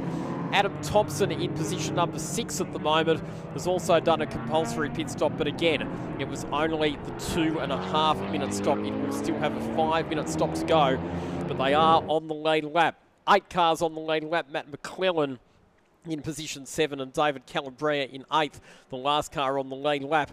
Those cars yet to stop at this stage.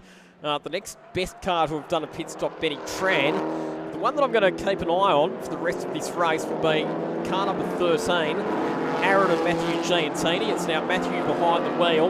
They did back-to-back pit stops under that safety car. They are 2 laps down on our race leaders, but they do not have to stop again. If this race runs green to the end, that car is going to be in a very, very good strategic position. And this is a bit of an anxious time just after a safety car restart where you've got all different cars travelling at all different speeds and a lot of cars that are out of position. This is often where the risk of car-to-car contact is at its highest, especially when you've got drivers who are fresh aboard their cars. There'll be a lot of drivers who have only just got in for potentially the first time today if they didn't do the warm-up this morning.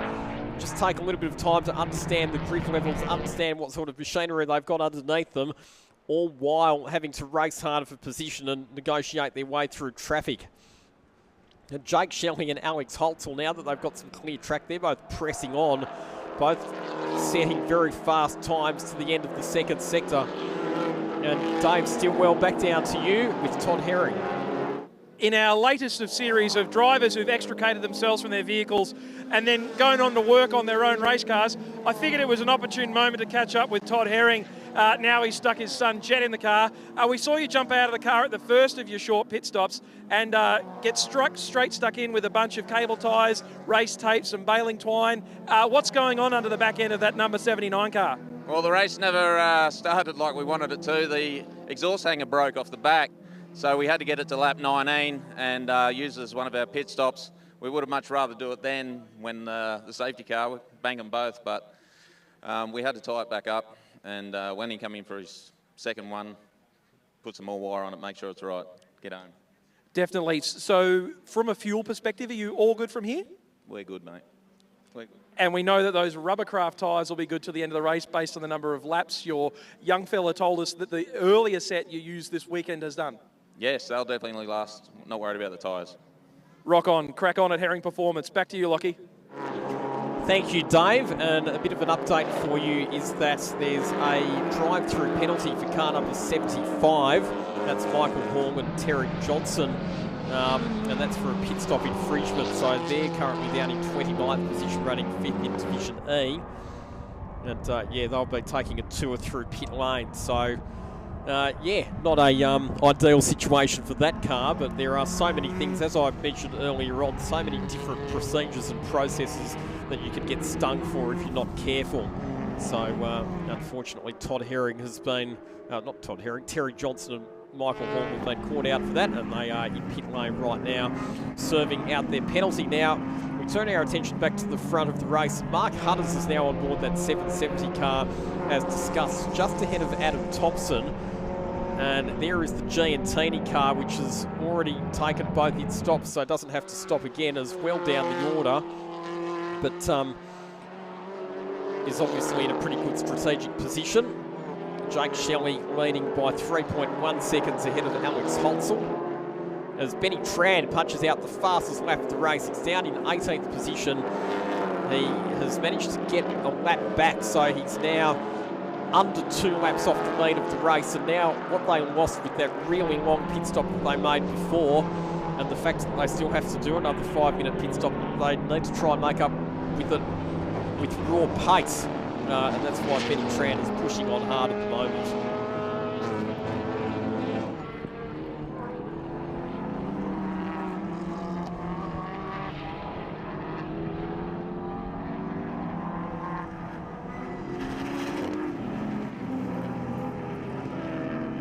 So there's Mark Hutters, so just taking a bit of time to dial himself into the car. Probably been taking it fairly conservatively through the traffic at the moment.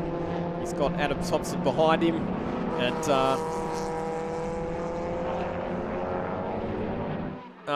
in front of him on the circuit at the moment, the BMW M4 of Zach Wazier and Tom Shaw. Just looking at where that car is at the moment, the number 5 BMW M4. So Zach Wazier still in that car. They haven't taken a compulsory pit stop just yet. And I think, again, that'll probably come down to fuel range. A lot of these Division C cars that only have to do the one compulsory pit stop, they have to get a lot closer to the halfway mark of the race before they can come in for their compulsory pit stop. 77 laps remaining, 51 laps complete. We've also ticked over the 1 hour mark, so we're now up to 1 hour and 5 minutes in terms of elapsed time. And a look at this cluster of cars exiting turn number 2. Mark Hutters, Adam Thompson, Matthew Giantini, and just behind them, David Cruiser as well, or it's actually, I think, Marcus Rumler on board that car, the number 17 BMW 328 high, pushing on hard on the slick tyres. Zach Wazier, a little bit of a cork in the bottle here as Mark Hutters gets down the inside of the BMW M4. Hutters gives him racing room. Through on the inside comes Giantini as well. And Adam Thompson losing out a little bit there. Drops some spots with Marcus Rumler getting up the inside. Now that's a bit of a surprise because the Thompson Kapitanovic car with its supercharged engine should actually be a bit quicker than the BMW 318i that Marcus Rumler is in, but Adam Thompson only just got behind the wheel of the number 86 car, so maybe just taking a bit of time to dial himself in, whereas Marcus Rumler's been on board his car since the start of the race and is obviously comfortable and familiar with the car and the track conditions. As we say that there has been a lead change, so Tim Herring in car number 21 has now gone through to the head of the field, ahead of Jake Shelley. Alex Holtzel third, Matt Kiss fourth, Mark Hutters, Adam Thompson, Matt McClellan, and David Calabria in the last car on the lead lap. Then it's Chris Stannard, the first car, a lap down in 9th. Zach Wazier in position 10. And in terms of division positions, well, the leader of Division A currently 18th outright, Benny Tran and Anthony Saul. And a leader of Division B at this stage is the outright race leader. That is Tim Herring. He'll hand the car over to his son, Brad Herring. And we've got the Marcus Rumler and David Cruiser car off the road at the fishhook. He was battling pretty ferociously for position with the sister Pinnacle Automotive car. Let's hope they haven't had contact. Manages to get going again, thankfully, without losing too much time. As we continue to run through the division leaders, so Jake Shelley, currently your leader in Division C, sitting in position 2 outright. Tim Weston, who has led Division D all day so far, leading the way still. Here's what happened. No, it wasn't contact with the Kapitanovich car. It was actually contact with another BMW, the David Vincent Peter Brearley entry on the fishhook that sent the number 17 car into a spin, as Dave has another update for us for pit lane. Thank you, Lachlan. I'm bringing you terrible news from the catering division at One Raceway. Unfortunately, despite massive business here for Basic Bites, Goulburn based and bread, unfortunately, they've run out of hot chips. So no more hot chips today, Lachlan. Sad face. Fantastic to hear you bringing us all of the important stories from down in the pit lane, Dave, but that is very sad news. Not that you or I have had time to think about any luxury such as hot chips today, because we have been quite chat since the live stream coverage on Glenline TV started early this morning. Just to complete the other divisional leaders, so Tim Weston, who has led Division D all day, currently 12 outright, still leading Division D. The leader in Division E continues to be Matt Hewlett and David Bailey. They sit in 21st position outright in their BMW.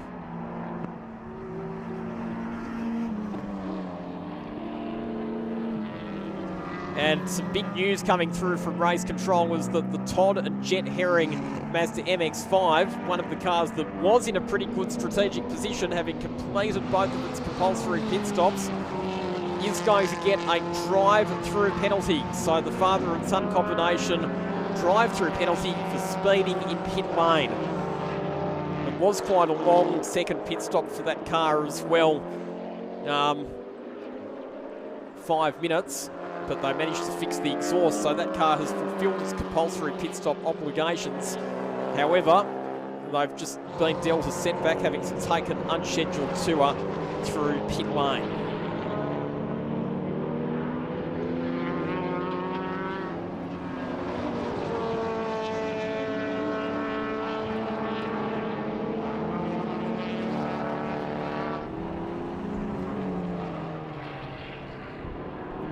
On screen at the moment at Adam Thompson in the number 86 Bennett Property Pinnacle Automotive BMW 328i. He should be in that car now through to the checkered flag, with Daniel Kapitanovich's stint done in that car.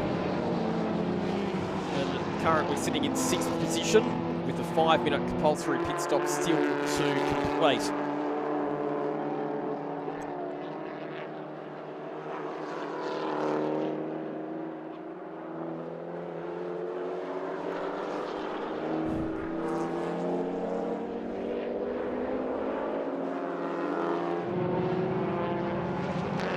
Flag still outstanding for car number 79, and the officials have just reminded them through the race management channel on the race receiver that they have to serve their drive-through penalty.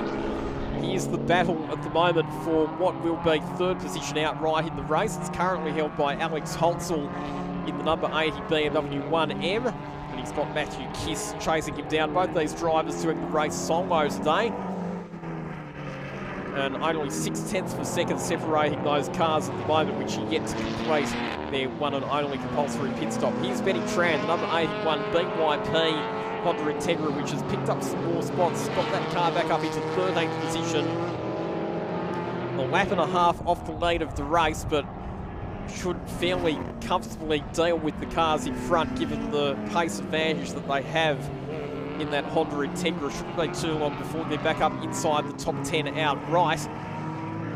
But the concern will be the gap to the race leaders and the fact that they do still have a 5-minute pit stop to go. There are other cars ahead of them that will be spending less time in pit lane for the remainder of this race.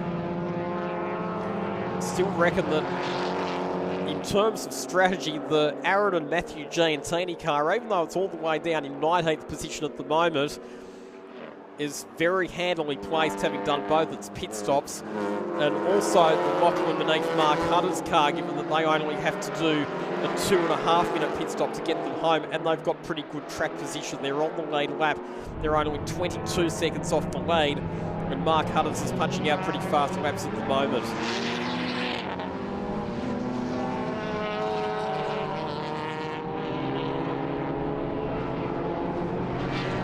And I was talking about the Giantinis and the fact that they were handily placed from a strategic perspective, but they have just been dealt a little bit of a setback in the form of a drive-through penalty, because they too have been pinged for speeding in pit lane. Now, one of the points that was made in the driver's briefing is that the signal lights at the exit of pit lane are in a different position to the speed restriction sign. So it can be, if you're not concentrating, it can be a little bit simple to get caught out by accelerating just a little bit too early. And unfortunately for the Giantini brothers, that has caught them out, and they are in pit lane right now, serving their penalty as we see a very aggressive Jet Herring slicing his way up the inside of Matt McClellan through slingshot. But McClellan says, no, thank you, and accelerates hard out of the corner to keep that Mazda MX-5 at bay. In the meantime, they're all getting laps by Benny Tran in the supercharged Honda Integra, who almost has contacts with his teammate heading down into turn number 2, but eventually manages to get ahead of Matt McClellan. Those cars not actually racing for position at the moment. They are separated by a lap.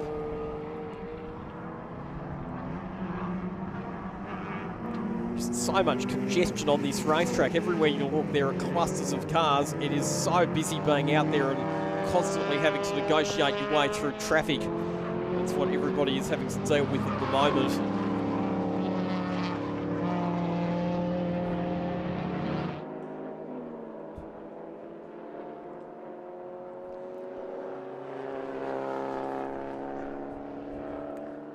So Benny Tran now does have a bit of clear track at his disposal, having cleared some of those back markers. In fact, I think he'll be up to 11th position. The next car that he'll be looking to put a lap down will be, or the next car that he'll be looking to overtake will be Chris Stannard, in fact, to make that 10th position. So Chris Stannard get to pit, also a Division C runner, currently a lap and a half off the race lead. Very quiet build-up to the race for him and his co-driver Matt Bolton. They didn't grab any headlines, they stayed out of trouble. And they have floated up into the top 10, but they just haven't quite had the pace of some of the other Division C cars in race trim. And they do still have to do their 5-minute compulsory pit stop as well.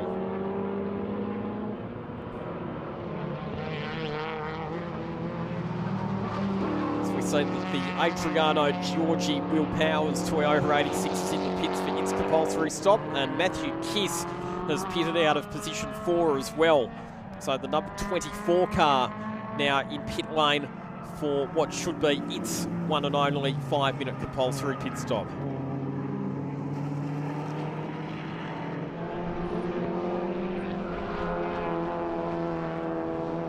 On screen at the moment, we're watching a battle for position. This has been going on for most of the race between these cars. Wayne Bovagliati and Phil Alexander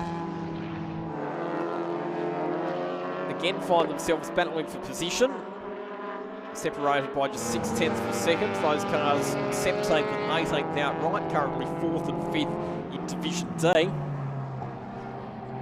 And we're hearing that there's been a spin for the 818 car. That's Matt McClellan at the exit of turn number 1, currently in 6th position. Looks like he's been able to get going again, thankfully, without losing too much time or too many positions. Actually, no, that must have been the 81 car, just having a look at the sector time. So that would have been Benny Tran, I think. And that, unfortunately, will undo some of that, would have undone some of that good work that he was doing in passing those cars earlier on. I think that'll just be a case of him pushing on really hard to try and make up for the slow pit stop that they had earlier. Here's a very distant replay of what happened, and it was actually on the exit of turn number 2. And yes, it was definitely Benny Tran. Manages to get going again. Don't think he actually lost too much in terms of position. Speaking of car number 818, it's now in pit lane. The McClellan and Hall machine, which has had a very, very solid opening run in this race. The safety car worked out for them in terms of keeping them on the lead lap. And so Matt McClellan will be able to hand that car over to Drew Hall now for the run home. As we see that Benny Tran, after that spin, is pushing on hard. He's done personal best through sector number 1. Has to be a little bit careful because the fastest lap of the race for that car, which was set on lap 49, is a minute 2.2. You're not allowed to go faster than a minute 2 dead, so they need to just be a little bit mindful of that.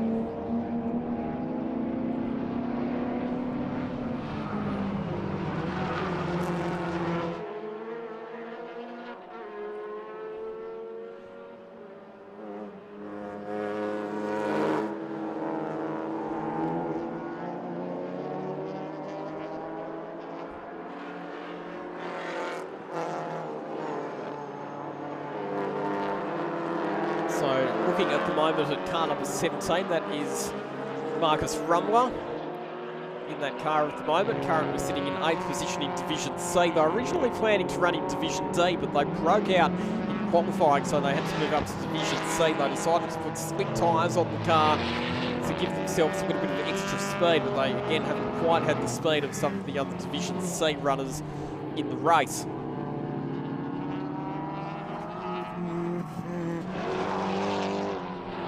Been a change in 3rd position, so Mark Hutters, the Maserati Super Trofeo, has moved ahead of Alex Holtzel, so Hutters now up into 3rd position outright. Next driver on his target list will be Jake Shelley, who's 5.1 seconds up the road in his Mitsubishi Evo 10.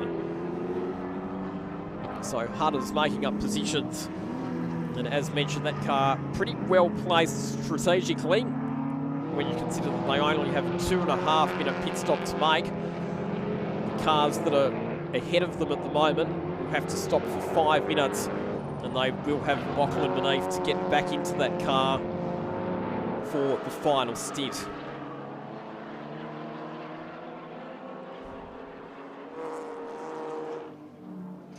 Here is the Chris Stannard and Matt Bolton machine. Chris Stannard is out of the car, Matt Bolton already strapped in, and they're currently refueling that car.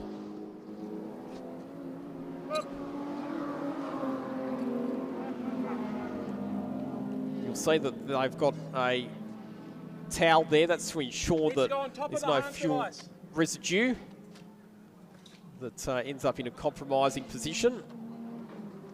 And the refueling process for that car has been complete. It's been an efficient stop for that car because they've only been in pit lane for just over 2 minutes, so they've done a really good job of executing all of the work that they need to do in the pit stop, the driver change and the refueling. Now they just have to sit there and wait for their mandatory minimum pit stop time to elapse.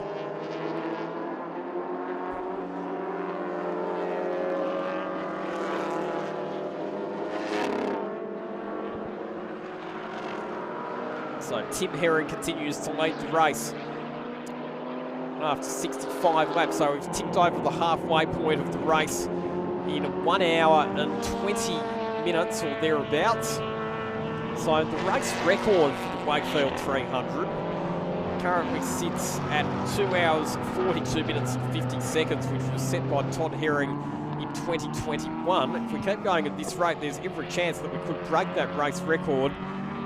Of course, will largely depend on if and how many safety cars we get for the remainder of this race. We've had just one safety car interruption so far.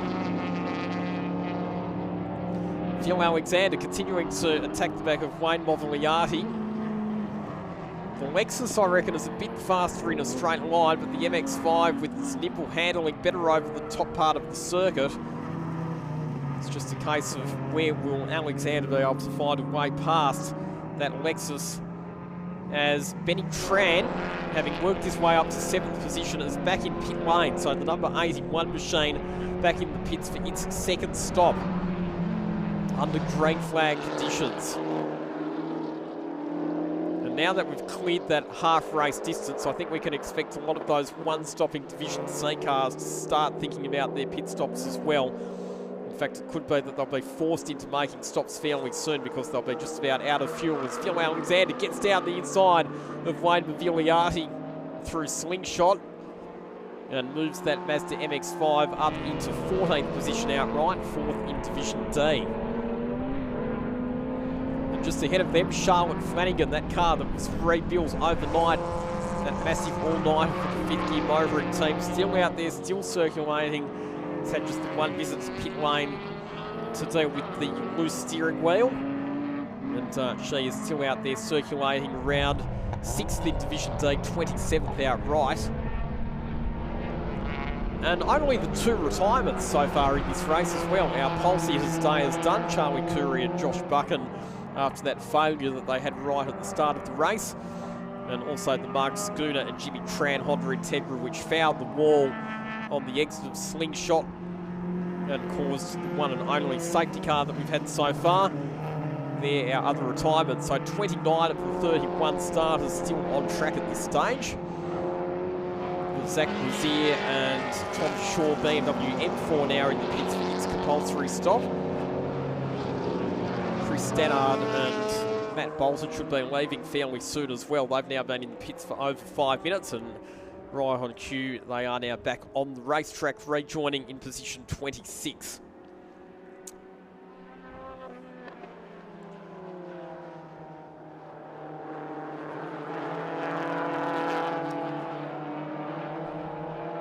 So the top 10 at the moment, Tim Herring, your leader. Jake Shelley second, 18.7 seconds between those two cars. Mark Hutters in the Maserati continuing to make up time on Jake Shelley. He's now just 2.5 seconds behind, sitting in 3rd position outright. Adam Thompson is 4th, Alex Holtz 5th, David Calabria 6th and has just been elapsed by Tim Herring. Peter Brearley is 7th, Dean Chapman 8th, Marcus Rummler 9th, and Ashwood Dial rounding out the top 10. We're hearing that the Zach Brazier and Tom Shaw team have changed a front left-hand tyre on that car. That was always a bit of a concern for them. The front left is the working or the loaded side tyre around the One Raceway circuit. When they ran this car in the Bathurst 6 Hour, they had some drivers as well. They're going to change the rear left as well. So both the load side tyres being changed on the BMW M4, and that'll be precautionary, and also probably because those tyres are worn out, but you really do not want to risk a tyre failure in this race, as Jake Shelley comes into the pits for car number 7's compulsory pit stop. He'll hand the car over to his father and circuit owner Steve Shelley for the run home.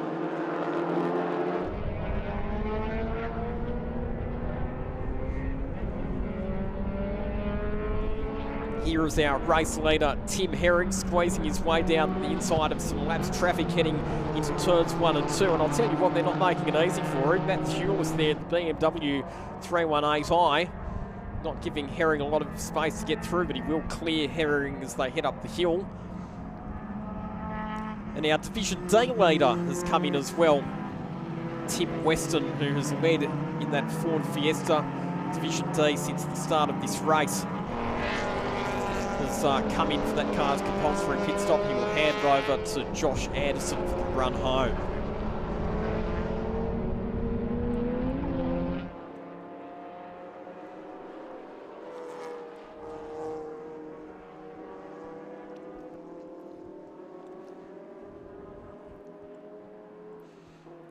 So with the number 81 car of Benny Tran and Anthony Saul, interested to find out if it's a scheduled stop for that car, or if there's something else more sinister that is requiring some mechanical attention.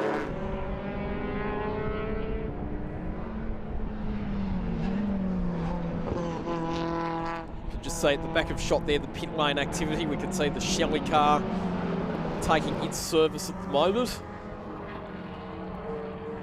So it's now a 23.6 second lead that Tim Herring has over Mark Hutters in position number 2. These teams will be staying out as long as they can, hoping for another safety car, because history shows that if you have to take your stop under drain in the Wakefield 300 and other teams are able to do their stops under safety car, it can hurt you later on.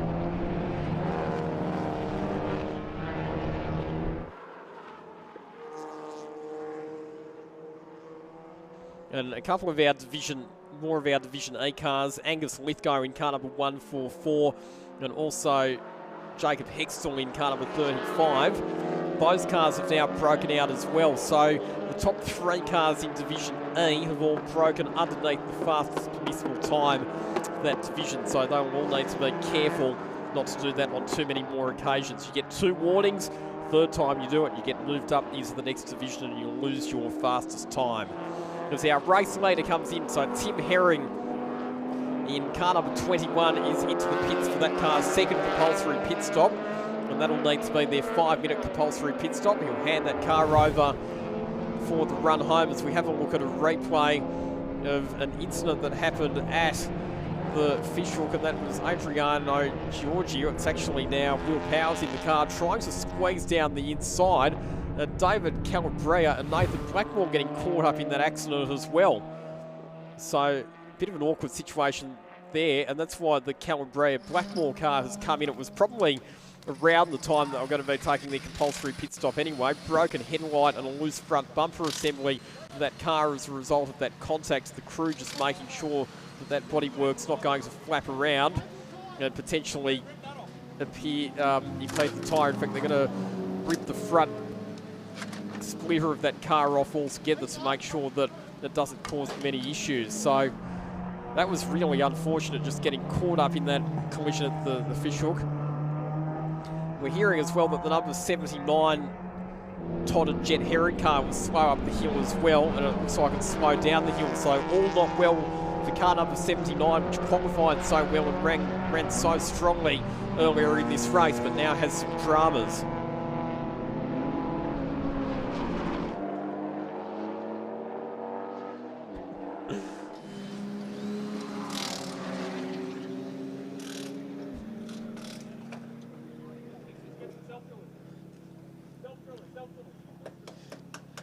Lockie, can you hear me from down in the lane?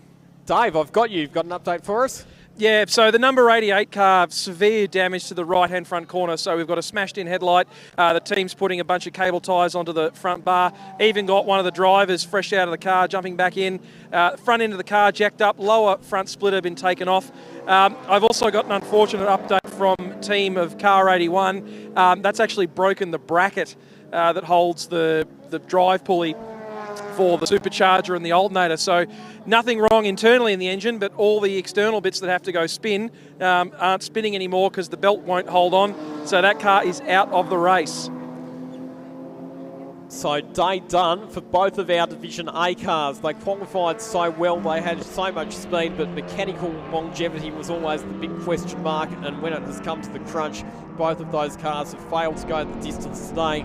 Devastation for Anthony Saul, another Wakefield 300 that slips out of his grasp.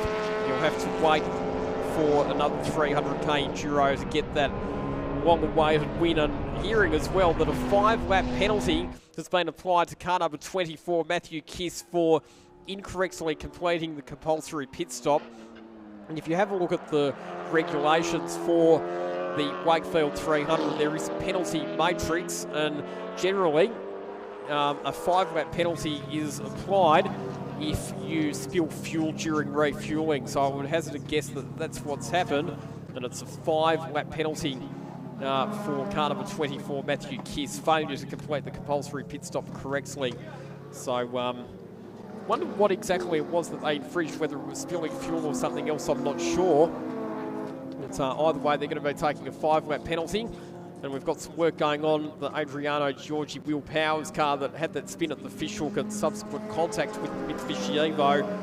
That car undergoing some attention in pit lane at the moment as well. I wouldn't be surprised if that contact has maybe caused a little bit of damage that they're now having to address on that car. And it looks like some surgery happening to the front end of it. Yeah, Lockie, the pits are a hive of activity at the moment. We've got the Car 85 team working frantically, repairing front-end damage. Plenty of impact damage here on the right-hand front corner of the car. Mechanics working away feverishly with race tape and cable ties. I've just double-checked the sup-regs. A 5-lap penalty is for spilling fuel during refueling. The only other one is for not completing a CPS in accordance with the CPS window. So given that they were well within the window, I would say they've been adjudged to have spilt fuel at the time of refueling, which of course we all know from the special briefing that the special regulations for the event, the officials are right onto that for monitoring.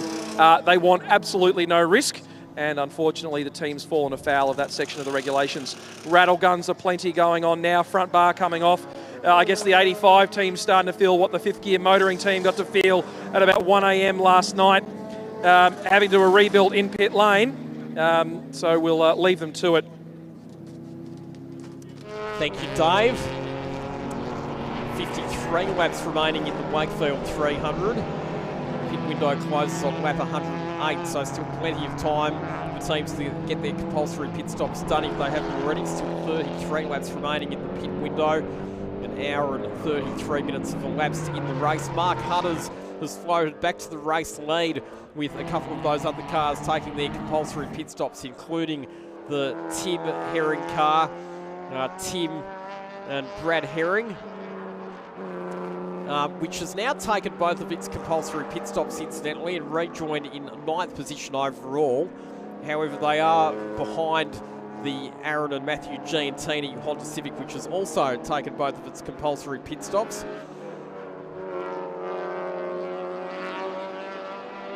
There is Mark Hutters in the number 770 car coming out of the last corner now.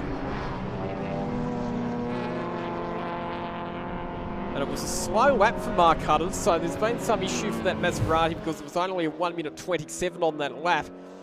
There he is. The car behind, incidentally, was in second position, and there we go. Mark Hutters having a spin, and wow, how lucky was he to miss colliding with the number 86 car. So that's why it was a slow lap for the Maserati, and Mark Hutters now just has to regather his composure and get back into his rhythm, but that spin has cost him the lead of the motor race. It's now 18 seconds behind Adam Thompson, the reigning Wakefield 300 winner. Him and Daniel Kapitanovic, who now lead the way in the number 86 car. However, still so much strategy to play out, as we see a lot of race tape has been applied to the number 88 Mitsubishi Evo, which was still having that contact. And it's now heading back out of pit lane, but a long pit stop. That'll be over 7 minutes by the time they get out of pit lane in car number 10. So, costly situation there. And we're hearing that there was a bit of an issue for the 144 Parry Anastakis Angus Lithgow car coming into the pits as well.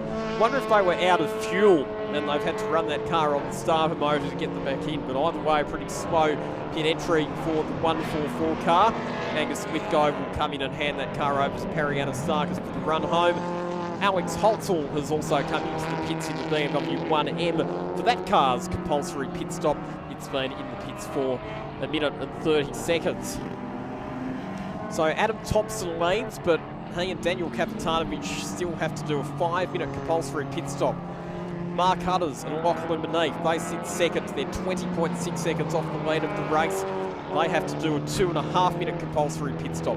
Third place is Alex Holtzel. He's in the pits at the moment, completing his 5 minute compulsory pit stop. The car's in 4th, 5th, 6th. Yet to pit there, all in Division C and D, so they only have to do the 1 pit stop. The car in 7th position of Matthew and Aaron Giantini. It's actually had 3 visits to pit lane. 2 were for compulsory pit stops. 1 was for a drive-through penalty, but nevertheless they are still the best placed car that has done its compulsory pit stops, fulfilled all of its pit stop obligations. So the interesting thing for me is where, in particular, Mark Hutters is going to come out, or it'll probably be Lachlan Beneath that'll get back into the car for the final stint, where he comes out relative to Aaron and Matthew Giantini, as we've got Matthew Kiss off the road. That's a spin at Slingshot by the looks of it, and he manages to get going again. That's an unusual place to spin, I have to say. Wondering if that was assisted.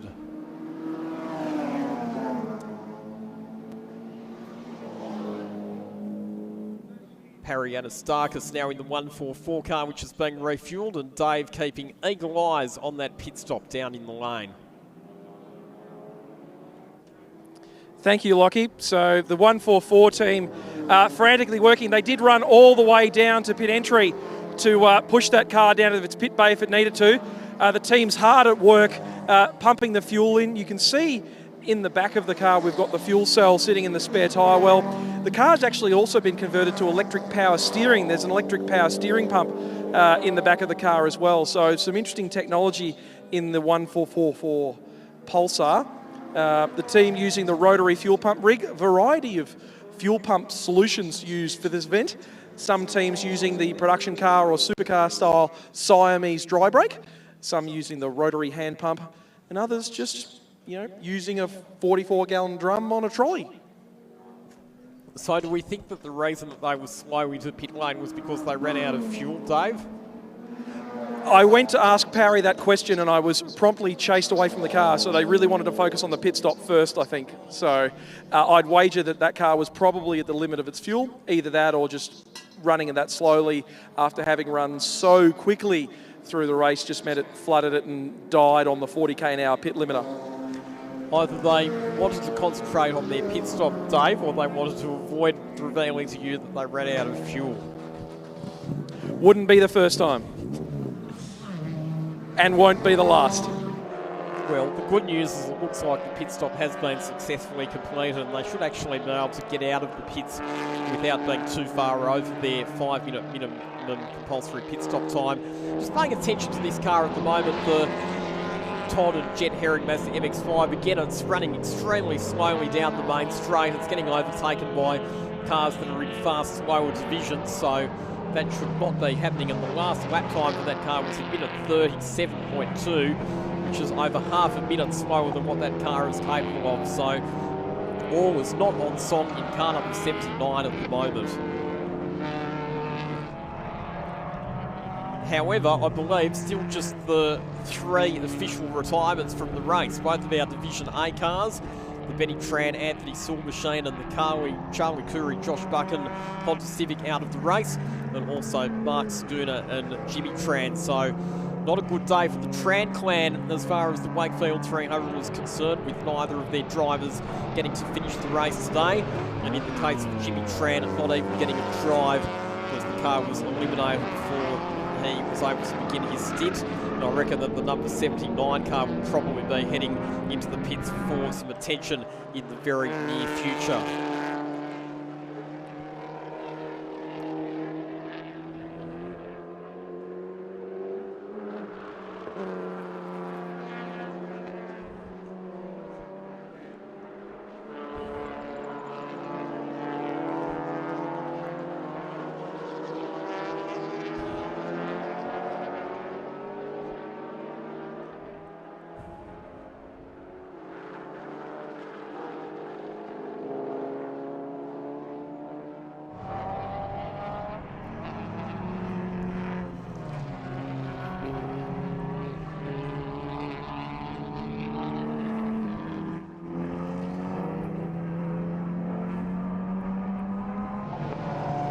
So this is our current outright race leader, also our Division B leader, Adam Thompson, in car number 86 that he's sharing with Daniel Kapitanovich. Has to still take a 5-minute compulsory pit stop to get to the end of this race. Also, Mark Hudders has pitted the number 770 Maserati out of position number 2 for what will be that car's second and final pit stop. He'll hand over to Lockie Monique for the run home, down to Dave in pit lane. Well, thank you, Lockie. I thought we mentioned all the different types of fuel rigs in use in the lane. I thought we'd have a look at one of the best presented ones. And as you'd imagine, it's in the garage for car number 7 for the owner of the One Raceway, Steve Shelley, and his son Jake, who, of course, has jumped out of the car. So we've got fully fabricated tower here. This is actually an ex-team BOC from of course, Brad Jones Racing, just down at Albury-based Brad Jones Racing, as we say. So it's a 200-litre container up here, or elevated on these stands. Goes through these fairly heavy-duty plumbing here. Normally uses a restrictor. If I get my man Jason to pan down to the Siamese dry brake coupling, this is the style of refueling coupling that was used in supercars up until the transition to Gen 3 for the 2023 year. So we've got one one hose feeding the fuel in. You can see this metal section here. That's where there's a restricting orifice. They're normally about 28 to 32 mil in diameter through the centre. That's what regulates the flow of the fuel into the car. These collars push back. They're spring loaded now, so I won't pull them back. That's where the fuel comes in. Now, of course, fuel going into a volume, you've got to make space for all the air to get out of it. And that's where this tube comes in here. It's on the same type of thread. Spring-loaded collars push into the mating receptacle on the other side of the car. Once they see plenty of air, they'll see a couple of bubbles of fuel. Once they see fuel rushing up this sight glass here, that's when they know the car's full of fuel. So a little bit of an insight into the fuel rig technology that's used. One of these will run you several $1,000s. Plenty of fabrication goes into it. It's the kind of thing we see up and down in the lane in a lot of the GT and sports car and V8 supercar events. That's the front end of the grid in terms of technology. In terms of technology that's not working so well, had a chat with Todd Herring aboard the number 79. Sounds like there's an issue with one of the hubs that allows the shifter fork to move backwards and forwards between gear 3 and gear 4 inside that genuine Mazda gearbox. It seems to have expanded and it's jammed. The car's actually locked in third gear, so he's only able to do the maximum revs that the engine can do in third gear at the moment. So not much they can do for that car other than just limp it home to the end. Yeah, that's less than ideal, having to limp around in third gear. They'll just trying to get that car to the finish. Hopefully that's not putting too much strain on the engine. Now the pits are a hive of activity at the moment. The Mark Hutter's Lachlan Beneath car is in. This pit stop going a bit longer than I think they were planning on. It only needed to be 2.5 minutes. They've now been in pit lane over 3 minutes. And they can't afford to lose too much time because of the strategic situation. They need to try and get themselves out ahead of some of the cars that they were battling against for position. And in fact, they are going to be behind the Giantini car, I think, by the time they rejoin the race. So Adam Thompson continuing to lead out right. Matthew Giantini now up into second position. So here he comes now, Lachlan Beneath, down pit lane in the Maserati, but this pit stop has been well over a minute longer than it needed to be. One driver who has hopped out of the car after a very productive opening stint was Jake Shelley. He's with Dave in pit lane. Thank you, Lockie. I am in here with Jake Shelley, son of Steve Shelley, who's out there in the number 7 One Raceway sponsored Mitsubishi Evo 10. Now, of course, you guys had some issues in qualifying yesterday, got the car back out again in qualifying, stick it in, I think, in P12 for the start of the race. You was in for the race start. Talk us through the race start. That looked pretty hectic out there.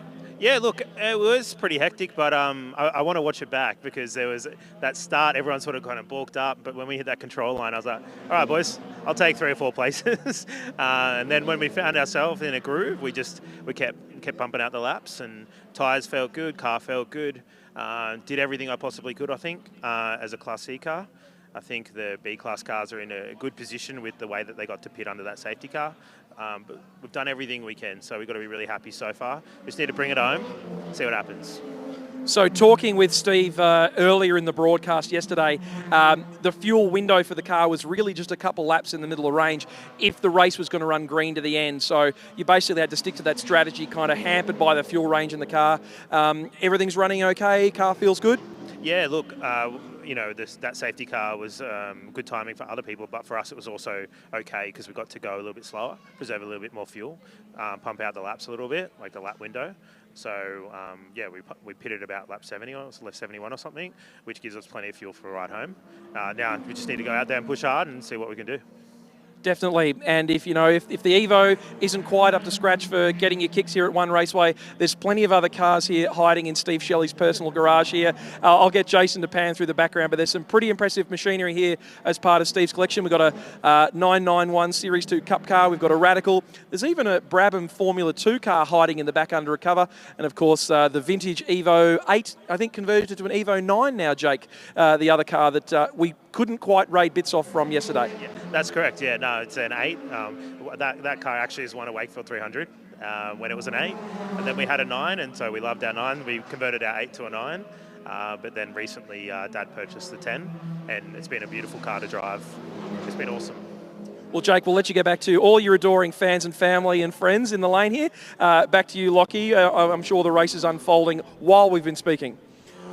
Indeed it is, Dave, because there's been some cars take some key pit stops and the narrative of this race is starting to unfold. Now, the situation is this. Adam Thompson is leading the race in the number 86 Pinnacle Automotive BMW 328i that he's sharing with Daniel Kapitanovic, but they still have a 5-minute compulsory pit stop to go. They're leading the race by 2.5 laps ahead of Matthew and Aaron Giantini, who have now moved up to second outright and are the highest placed of the cars that do not have any more pit stops to go.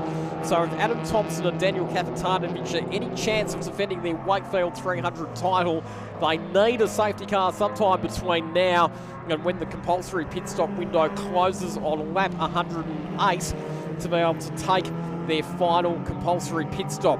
Otherwise, if they have to take it under green, they're just going to lose too much time, they're going to lose too many laps, and they're going to be too far back. As mentioned, Matthew Giantini second, David Kruger and Marcus Rumbler, they sit in position 3 at the moment. They're a Division C car. They have to do one compulsory pit stop, which they've not taken yet.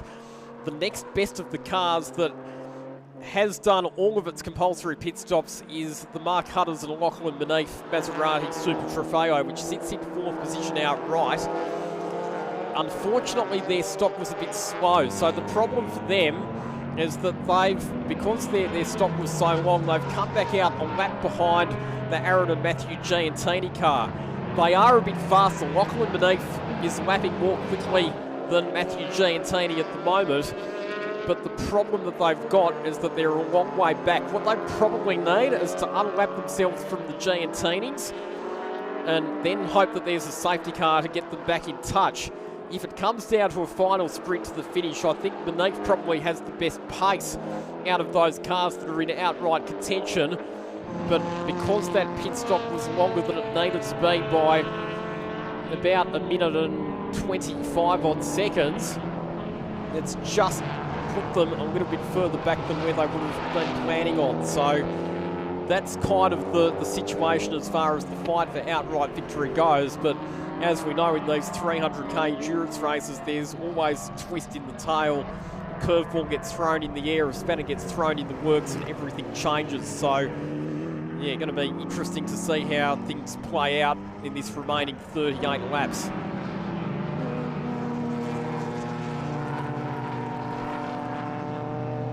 And I also probably have to mention as well that there was a little bit of talk that we could have had some wet weather at some stage throughout the day.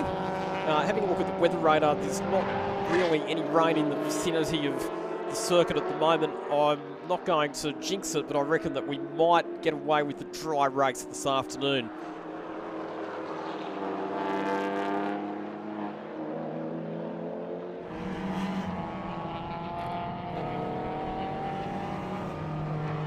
And hearing that there's penalties being applied for pit lane speeding, car number 555 of Peter Brearley and David Vincent has been penalised for a pit lane speeding infringement.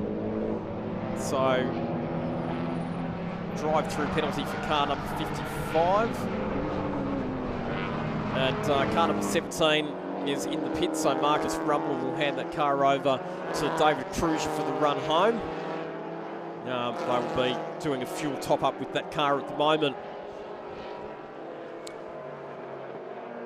And the Todd and Jet Herring car back in the pits as well. As we heard from Dave earlier on, that car jammed in gear. Also in the pits for what will be their compulsory pit stop, the number 8 car. Charlotte Flanagan will hand that car over to Christoph Heininger for the run home. And also Perry Anastakis back in for what will be that car's second pit stop. That'll be an unscheduled stop because they were only in the pits 8 laps ago. So obviously some sort of drum with that car as well.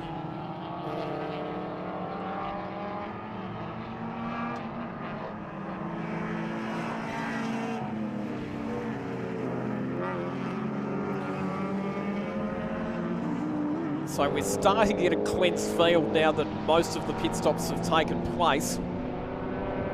One car that has very quietly floated its way up into a very good outright position is the John Taylor Jared McLeod Honda Civic. It's not been an easy day for the BYP crew, but that Civic has flown under the radar all race long. now sits in 7th position, soon to become 6th position when they overtake the car that's currently in the pits.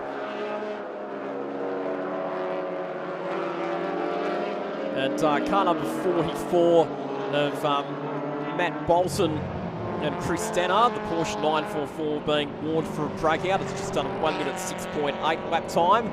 That's too fast for that division.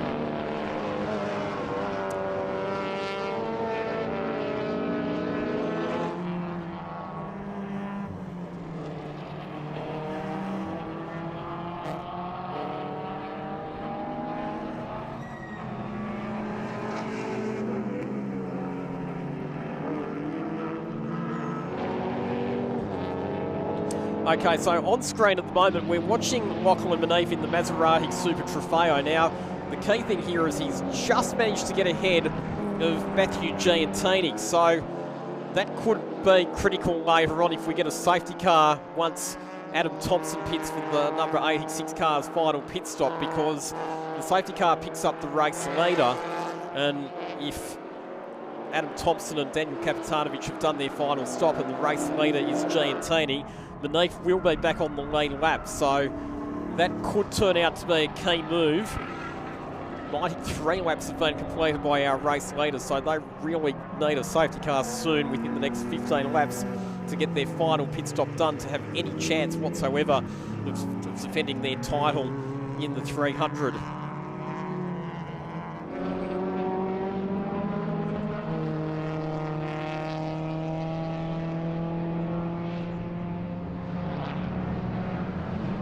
And we've just heard, this is quite big news, so it's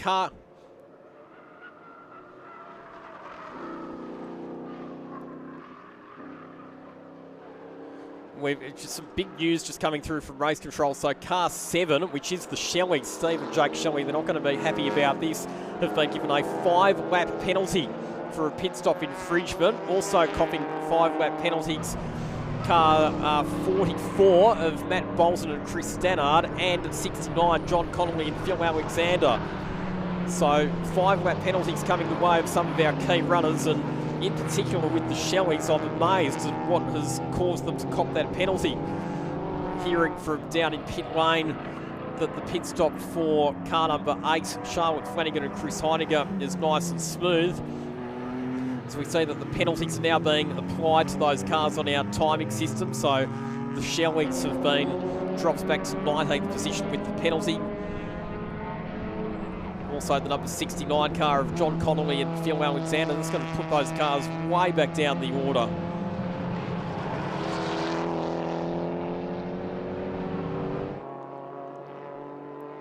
As our race leader comes in, so the Adam Thompson and Daniel Kapitanovic car, they've stayed out, they've waited for a safety car, but they finally decided to pit under green flag conditions. So leader is in, Adam Thompson and Daniel Kapitanovic for car number 86's final pit stop. Will they do a driver change? Will Kapitanovic get in, or will it be Adam Thompson behind the wheel to bring the car home and try and get back-to-back victories? We'll wait and see on that one. There it is, car number 86. Doesn't look like there's a driver change happening, so it's going to be up to Adam Thompson to bring that car home. They would have liked a safety car around now, that is for sure. So this is going to put them back in the order, and then once this pit stop is complete, we should have a cleansed field. So just apologies, I think I said it was car 44 that had a 5-lap penalty. It was actually car 54, so cars 7, 69 and 54. So Steve and Jake Shelley, John Connolly and Phil Alexander, and Sam Hugh and Jai Wren, the 3 cars that have just been on the receiving end of 5-lap penalties for pit stop infringements. So here's Matthew Giantini currently running in 2nd position. This time around should go through to take the lead of the motor race. So they did back-to-back pit stops under safety car.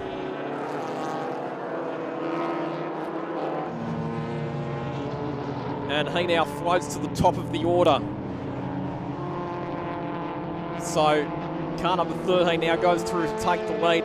As mentioned, they did both their compulsory pit stops under the safety car that we had earlier on. So they did their first stop, they came straight back in and did their second stop, both under safety car conditions.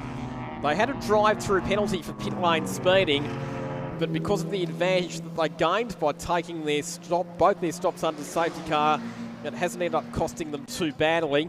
As we say, the pit stop being completed on car number 86, which still has to be there for another minute and a half. So the 86 car is going to come out and it's not going to be on the lead lap. So you would have to say at this point that it's probably a fight between the number 13 Giantini Honda and the number 770 Maserati Super Trofeo for outright victory. That is how it's playing out at the moment.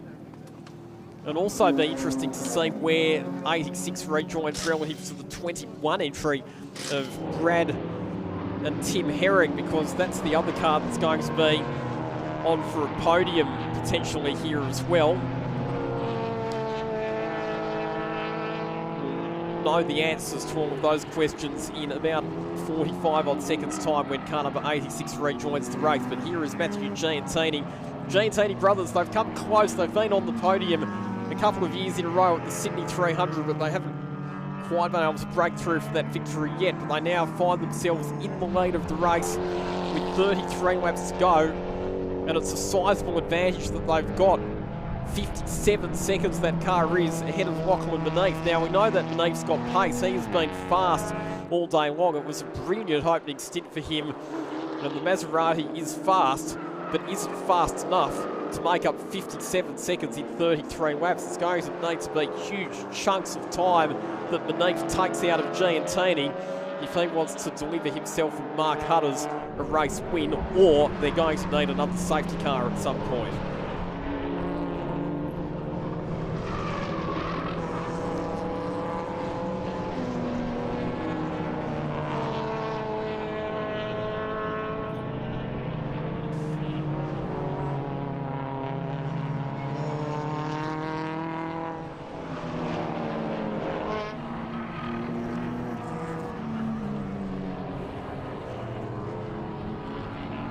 And the Thompson Kapitanovic car back out onto the circuit after 5 minutes and 36 seconds. It has rejoined the race in third position, just ahead of Brad Herring. Only 0.9 of a second between those two cars, so there'll be an on-track fight for third position as we see the other Herring car, the Troubles Jet and Todd Herring car, back in at the pits, and having some issues attended to at the moment. This is a battle for position. Alex Holtzel and Drew Hall side by side. These cars now battling it out for what will be second in Division C, and Holtzel gets ahead of Hall. And they're only 12 seconds behind the leader of Division C, which is the very well-driven John Taylor and Jared McLeod entry, which started back in 16th on the grid, but has worked its way up into the top 5. And time for a pit lane update from Dave Stilwell. Thank you, Lockie. So thumbs up from the driver on board the number 86, but it was a bit frantic at the end of the stop as they had a failure of a rattle gun trying to get the left-hand rear wheel off, and I'll show you why. This wheel has had an absolute shark bite taken out of it, but it was still holding air, but as a precaution, they've changed it and put another Kumo slick on the car. That wheel is outside of its scope of being put back into service, you'd say. That wheel will not return to service. If nothing else, the Kapitanovic and Thompson team will sell you a very nice hose reel if you're interested by the end of the day. Boy, were they lucky. The damage to that tyre, in slightly different circumstances, that it could have been a puncture or even a more serious failure. So they were very lucky to get to the pit stop without anything going wrong. And now that the timing's updated, I can tell you that Adam Thompson has rejoined the race in fourth position and 22.8 seconds behind Brad Herring. So they've come back out in fourth, and they've got some time to make up on the Brad and Tim Herring car if they want a podium finish. So Adam Thompson's going to have to push on quite hard in this final stint. 30 laps remaining and 51.9 seconds the margin between Matthew Giantini and Lachlan Beneath. And Beneath is lapping more quickly than Giantini at the moment, but like I said, the problem is the size of the margin and the number of laps remaining. He needs to be well over a second quicker than Giantini. if he wants to be challenging for victory, does Lachlan beneath, the safety car would be very beneficial for him and Mark Hutters at this stage. And in fact, Lachlan Beneath's just punched out that car's fastest lap of the race at 1 minute 4.6, so he is definitely trying Lachlan Beneath. And the margin has come down. It's back down to 47.6 seconds.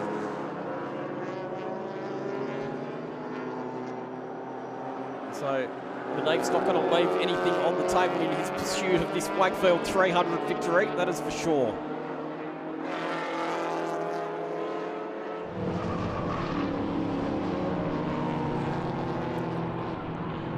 Let's run you through the order now that the pit stops have pretty much all been completed. So Matthew Giantini, your race leader, also leader of Division B. Lachlan Beneath second, Brad Herring third, Adam Thompson fourth, Jared McLeod was fifth, Alex Holson was sixth, Drew Hall was seventh, Matt Bolton eighth, Tom Shaw is ninth, David Vincent rounding out the top 10. Leader of Division B, first outright, Matthew Giantini. Leader of Division C, sitting fifth outright, Jared McLeod. Leader of Division D, 11th outright is Josh Anderson. And leader of Division E, sitting in 18th outright, is Greg Boyle. And it's time for an update from Dave. He is down with Parry Anastakis' team, which is still stuck down in pit lane. Thank you, Lachlan. They say that discretion is the better part of valour, and I'd have to say that Parry Anastakis, as well as being a legend of these 300k races, has certainly got a lot of valour on board today. Some sort of issue with the left front wheel bearing in the car. There's witness marks on the axle nut where they've tried to tighten it up several times. Something going wrong in the left front corner of this 144. He said, I can drive it, but I'd have to drive slowly. I'd be a mobile chicane, and I wouldn't want to do that to my fellow competitors. They're going to leave it parked here. They're going to, commiserate as a team. He'll jump back in for the last few laps, take the checkered flag, but he doesn't want to be a rolling roadblock. Thumbs up, Parry. Good job. So, day done for Parry Anastakis. And let's keep in mind that that car has done an awful lot of work this weekend, because not only has it done the 300, it also completed the 2 1-hour Pulsar endurance races that we had yesterday and earlier this morning as well. So I think it's just a case of the mechanical components in that car wearing out and not being able to go the distance in today's race. And he will become, Parry Anastakis, the 5th retirement from this race. Let's have a look at the cars that are out of the race. So Parry Anastakis and Angus Smith go. Their day done. Jet and Todd Herring have gone. Benny Tran and Anthony Sewell, they were out after 63 laps. Mark Saguna and Jimmy Tran retiring. And of course the pole sitter Charlie Curry and Josh Buchan out of the race without even completing a single lap. Margin has come down again. It's back to 44.3 seconds. So Beneath continuing to chip away at Matthew Giantini's lead with 27 laps remaining. He's having a crack, Lockie Beneath. He's not going to leave us wondering, that's for sure. And if we do get that safety car, then it's game on, because out of those two cars at the moment, you would have to say that Beneath definitely has the superior speed. The margin down now again, it's back to 42.9 seconds. So in the last 3 laps, Beneath has managed to reduce the margin by around 8 seconds. Let's find out what's happened to one of our other casualties, Todd and Jet Herring. Dave has an update for us in pit lane. Thank you, Lockie. Yeah, I came down here before the race. We did a chat. We talked about all the cool new gear you bring into grassroots motorsport. You did a good stint in the front half of the car, front half of the race. You did a lot of exhaust repairs, chucked the young bloke in, and it would appear that someone might have been a little bit too hard on the gear, quite literally broken a selector inside the gearbox. Yeah, mate, it's broken the selector fork. We threw the spare box in it. It was supposed to be race prep with the heavy-duty forks in it. I didn't open up to have a look, but it looks to be standard. So it's broken the selector fork. So it's not a case of the young bloke being a little bit too hard on the gear? No, they break pretty regularly. That's why we put the heavier ones, the later model ones in them. But I should have looked. I should have opened the box and had a look.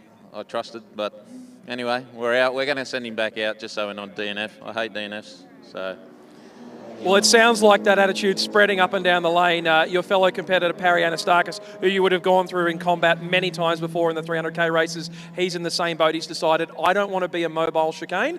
I just want to see the checkered flag. I don't want to interrupt anyone else's race. Very wise choice by both yourself and Parry. Yeah, we don't want to wreck anyone else's race, so we just don't want to be classed as DNF, so we'll send him back out with 3 laps to go. And that is an awful long time before you can get on the beers, so I'll leave you to it. Right on, mate. Ta. Back to you, Lockie. Thank you, Dave. And Lachlan Maneve, he's been trying so hard to hunt down Matthew Giantini, but Giantini is responding. He actually punched out that car's fastest lap of the race a lap ago with a 105.7. The margin 40.2 seconds with 25 laps to go. We just saw a big drift there from Wayne Mavigliati in the Lexus. And the other interesting battle that's going to emerge very shortly is the battle for third position, because Adam Thompson, he was 20 seconds behind Brad Herring just a handful of laps ago. That margin is halved. It's now down to 10.5 seconds. So Adam Thompson, he and Daniel Kapitanovic, they might need a lot to go their way if they're to win the race today, given that they're 2.5 laps behind the leaders, but a Podium is well and truly within reach for car number 86.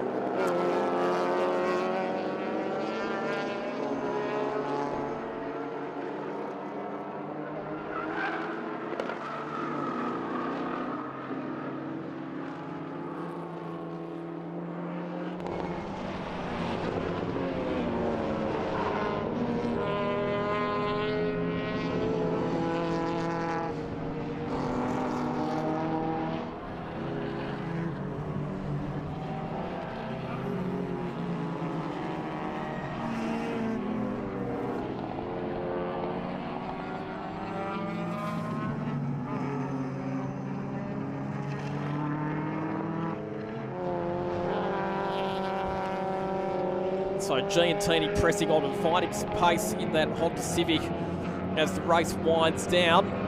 105.7 for him that time around. Maneve still in the 104 bracket, but the margin remains at 40.8 seconds. And if Giantini, even if he's a second a lap slower than Maneve's not going to ease into his lead by enough to catch him before the end of the race. So it's getting into the sort of territory where Maneve's going to be relying on a late race safety car if he wants to win this. 2 hours and 9 minutes gone. I tell you what, the race record is looking well within reach as well. Particularly if we run safety car 3 through to the end of the race. Could be looking at a race time of just over 2.5 hours, which would be very, very quick by the standards of this race. The changes to the circuit have certainly increased the average speed, and also the fact that we've only had the one safety car, which is the equal fewest number of safety cars that we've had in the history of this race. Matthew Giantini and Lachlan Maneve both pressing on. Personal best sector times coming up. They know that the sprint is on here. Giantini was actually able to open up a bit of breathing space last time around. I think Maneve probably had a traffic polluted lap, and that's the reason for that. But now that Maneve's got some clear track, he's able to punch out the fast times. As we see so often here at the 300, it's the traffic that can play such a decisive role in the outcome of this race.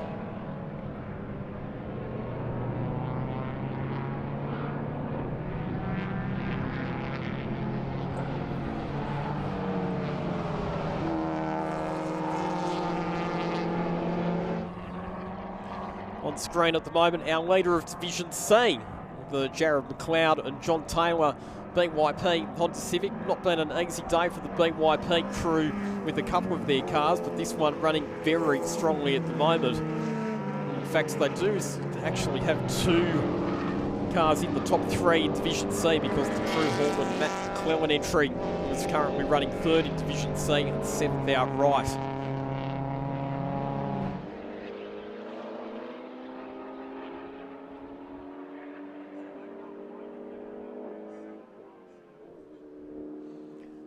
And in fact, the car behind, so Alex Holtzel, currently 2nd in Division C. So this is the fight. In fact, the top 3 cars in Division C, 5th, 6th and 7th outright, only separated by 4.2 seconds. So the fight for Division C victory there, they are all in the same shot. those three cars, this is the fight for the win in Division C. So that's a contest that's going to come right down to the wire.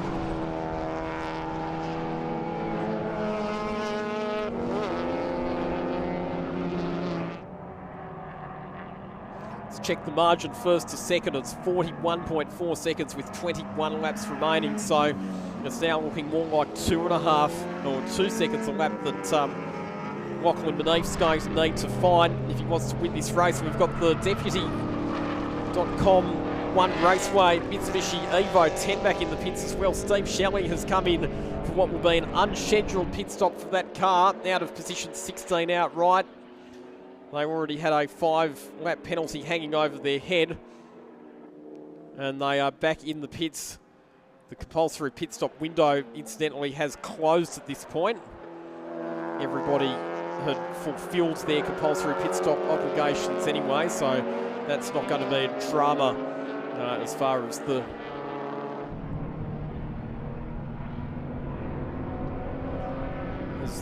outcome of the race is concerned. So Jared McLeod obviously knows that Alex Holtzell's hunting him down because he's just punched out his personal best lap of the race. In fact, out of those 3 Division C cars, Holtzell's lapping faster than McLeod, and Drew Hall was lapping faster than both of them. So this is going to be a pretty hot contest for the win in Division C over this final 20 laps. Carter breaks into the fishhook. Holtzell, the rear-wheel drive BMW 1M, got plenty of turbocharged performance, but the front-wheel drive Honda Civic will be very nimble through the corners. But Holtzell closing right in as they head into Slingshot. And he's now right on the tail of the Civic. And there in the background comes Hall, and here comes Holtzell. Lead change on the exit of Slingshot in Division C. Alex Holtzell through to first in a division, 5th outright.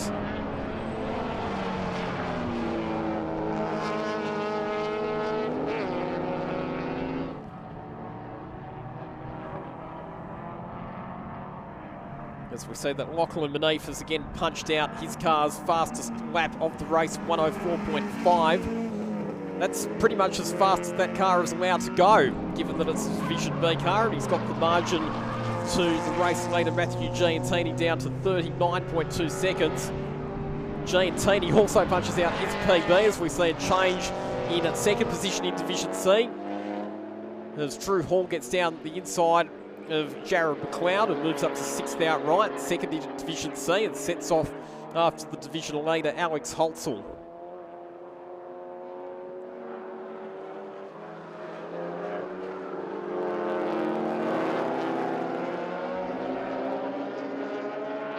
And just behind them is Matt Bolton, but he's a lap back.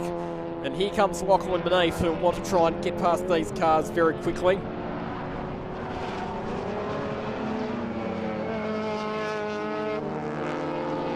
And we're hearing that there's another couple of cars that have been added to the penalty list. So Adam Thompson and Daniel Kapitanovich, they're going to get a 5-lap penalty, and so too is Alex Holtzell. So the penalties coming thick and fast at the end of this race. Wouldn't be a Wakefield 300 without some controversy.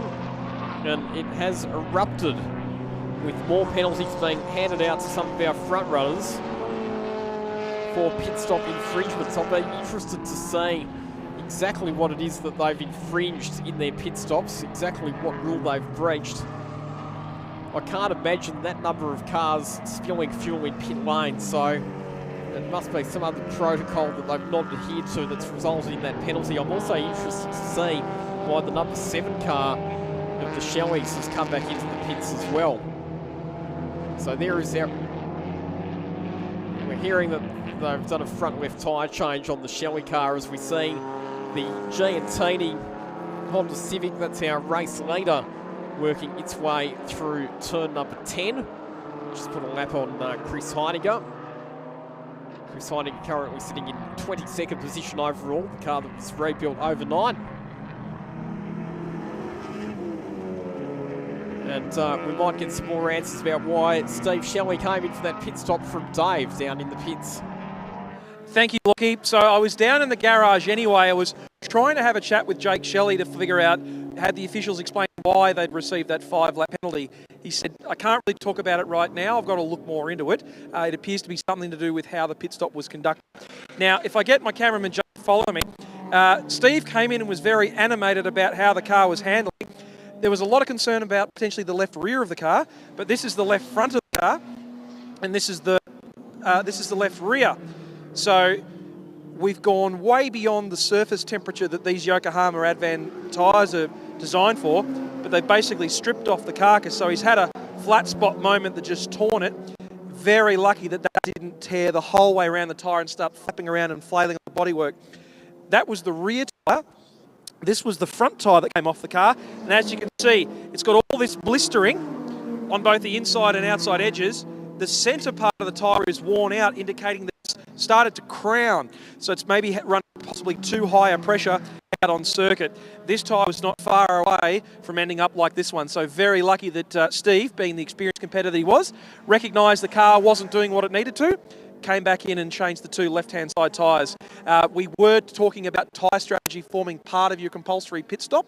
A lot of teams choosing to change tyres precautionary, although as we've seen up and down the lane, plenty of teams taking the opportunity to change tyres when they've absolutely had to as well. Thanks for the update, Dave. And yes, around the One Raceway circuit, a lot of the load goes through the left-hand side tyres. And I'm not surprised that there was some concern about the condition of those tyres. Jake Shelley back out on the circuit now. Matthew Kiss has come in for a pit stop as well. I'm wondering if that could be a tyre-related issue as well. In fact, we've got some more pit visitors because the Mitsubishi Evo of Nathan Blackmore is coming in as well. It was already a fair way down after a long pit stop to sort out some damage earlier on, but some late pit stops. We've only got 15 minutes remaining, 15 laps remaining in the race at this point, make that 14 as Matthew Giantini comes across the line to complete lap 114.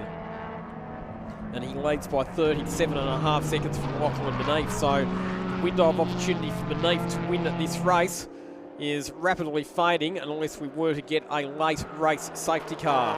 And with those penalties that were applied to Kapitanovic and Thompson and also Alex Holzel, that moves Brad Herring and Tim Herring up into the outright podium.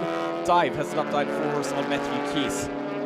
Thank you, Lachlan. I had a chat with the crew chief for car 24, straight into the garage, driver out, suffering from fuel surge, doesn't want to damage the car any further. So another car that will take no further part in this race. We might see it back out for the last lap or two, but drivers showing a lot of intelligence when they're encountering a problem, bringing the car straight in rather than trying to limp on it. And that's why we've only had one safety car in the race today, because all of the cars that have had mechanical problems, they've been able to get the cars back to the pits rather than stopping on the circuit. The only safety car was actually caused by a car making contact with the wall. Yeah, well done to the drivers for being able to recognise problems before they actually caused the car to stop on the circuit and being able to get back to pit lane. So Drew Hall and Matt McClellan now up into 4th position outright as a result of that penalty that's been applied to Alex Holzel. I tell you what, there's some drivers that have moved up to get some extremely good outright results. So the best of the Division D cars of Josh Anderson and Tim Weston now up into the top 10, and we've got a drama for the number 54 car of Sam Hugh, which has stopped at the top of the hill just on the exit of turn number 5. And if that car can't get mobile, this could be the late race safety car that we were imagining might come out. So the car has ground to a halt. They'd already had a fairly troublesome race with a 5-lap penalty and a few other infringements, and they were back in 25th position. And there is no way that the race is going to be left green with that car stranded in that position, and the safety car has been called by race control. So, a sting in the tail for the Wakefield 300, just when you think you know what's going to happen. a spanner gets thrown in the works, and that is what has happened this afternoon. So the safety car will pick up our race leader, Matthew Giantini, and the margin that he had back to Lachlan Beneath, which was over 35 seconds, is going to evaporate. The saving grace for Matthew Giantini might be lapped cars in between himself and Lachlan Beneath, and he'll probably also be hoping that it takes a little while to recover this stranded Mazda MX-5. So if it takes 2 or 3 laps, I reckon we're probably going to have maybe 8 or 9 laps in the run to the checkered flag. It's going to be a blockbuster finish, a flat-out sprint to the line in the 2025 Wakefield 300. What a fitting way for this historic event to return to One Raceway.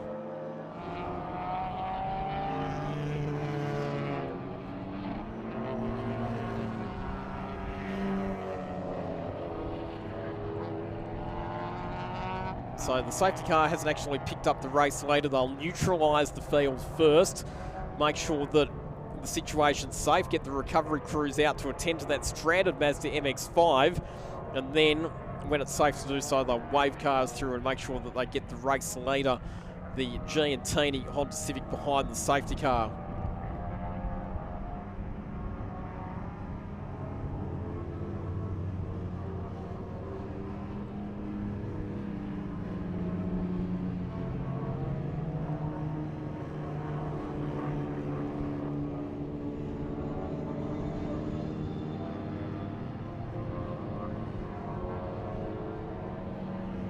So I've counted, I think, 9 lapped cars in between Matthew Giantini and Lachlan Beneath. So Matthew Giantini will be hoping that Beneath takes time to get past all of that lapped traffic. That could be the thing that helps him in this motor race. What a finish we're set for this afternoon. It's going to be a thriller. So the field's been neutralised, the recovery crews are out on circuit. And they will attend to that Mazda MX-5 and get it off the road. Hearing that it is 9 cars between Beneath and Giantini. So 9 back markers that Lachlan Beneath will need to negotiate his way past to be able to have a clear shot at Matthew Giantini. It's going to be a genuine battle for track position between those 2 cars in the closing laps of this race. There'll be 10 laps to go this time around. And the recovery crew's already up there, already attaching a tow strap to the front of Sam Hughes' Mazda MX-5.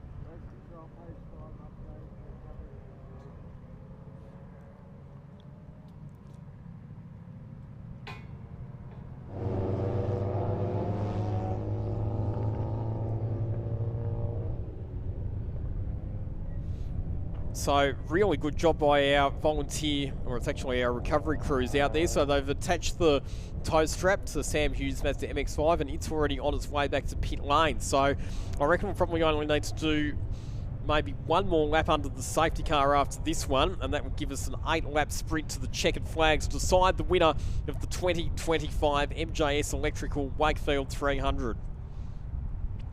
So it's going to be between Matthew Giantini, who alongside his brother Aaron Giantini has contested quite a few of these 300k races now and finished on the podium in a few of them, but not broken through for an outright victory.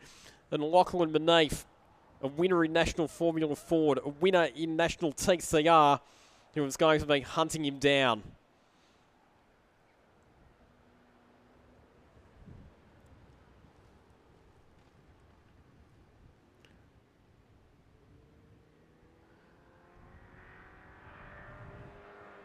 So cars now being waved past the safety car. So they're going to pick up the race leader. They're going to get the number 13 Honda Civic directly behind the Hyundai Iconic 5N safety car.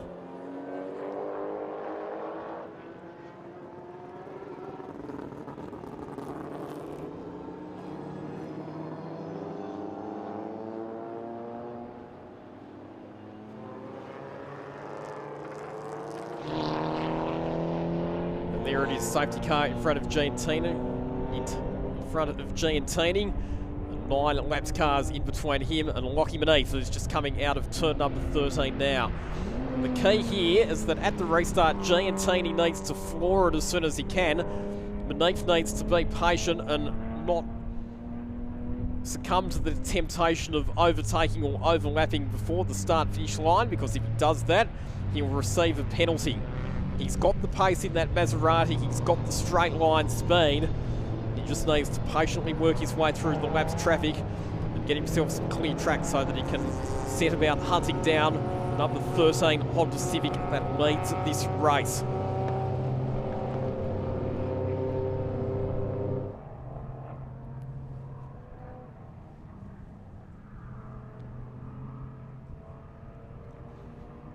Well, it's certainly been a classic Wakefield 300. When we think of the history of this race, it's thrown up all of the aspects of endurance racing that we love. The multi-class battles, the different strategies, the controversies with penalties, differences in drivers, changes of leaders, mechanical attrition, and it's going to finish with a flat-out sprint to the checkered flag.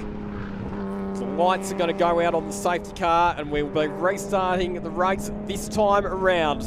The officials have confirmed that we will be set for a restart this time through. It's going to be an 8-lap dash, Honda versus Maserati, to decide the winner of the Wakefield 300.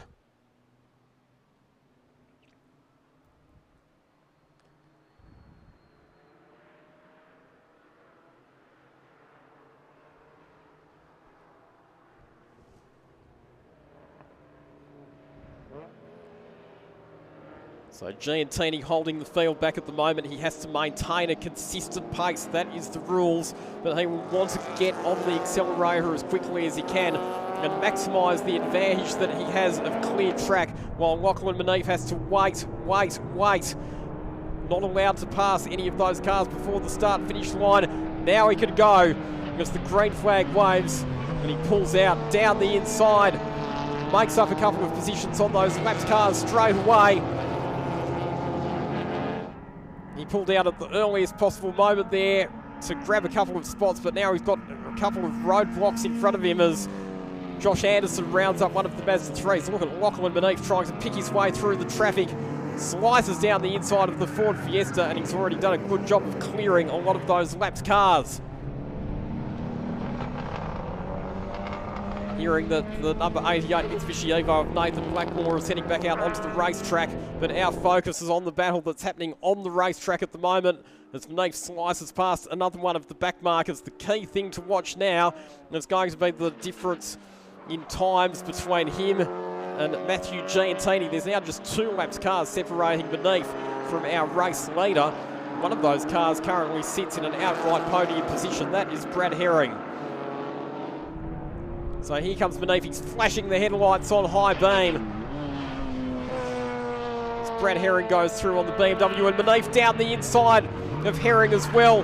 Can he get the car stopped? He was super deep under brakes into turn 1, but he's cleared those 2 back markers. Now he's got what he needs.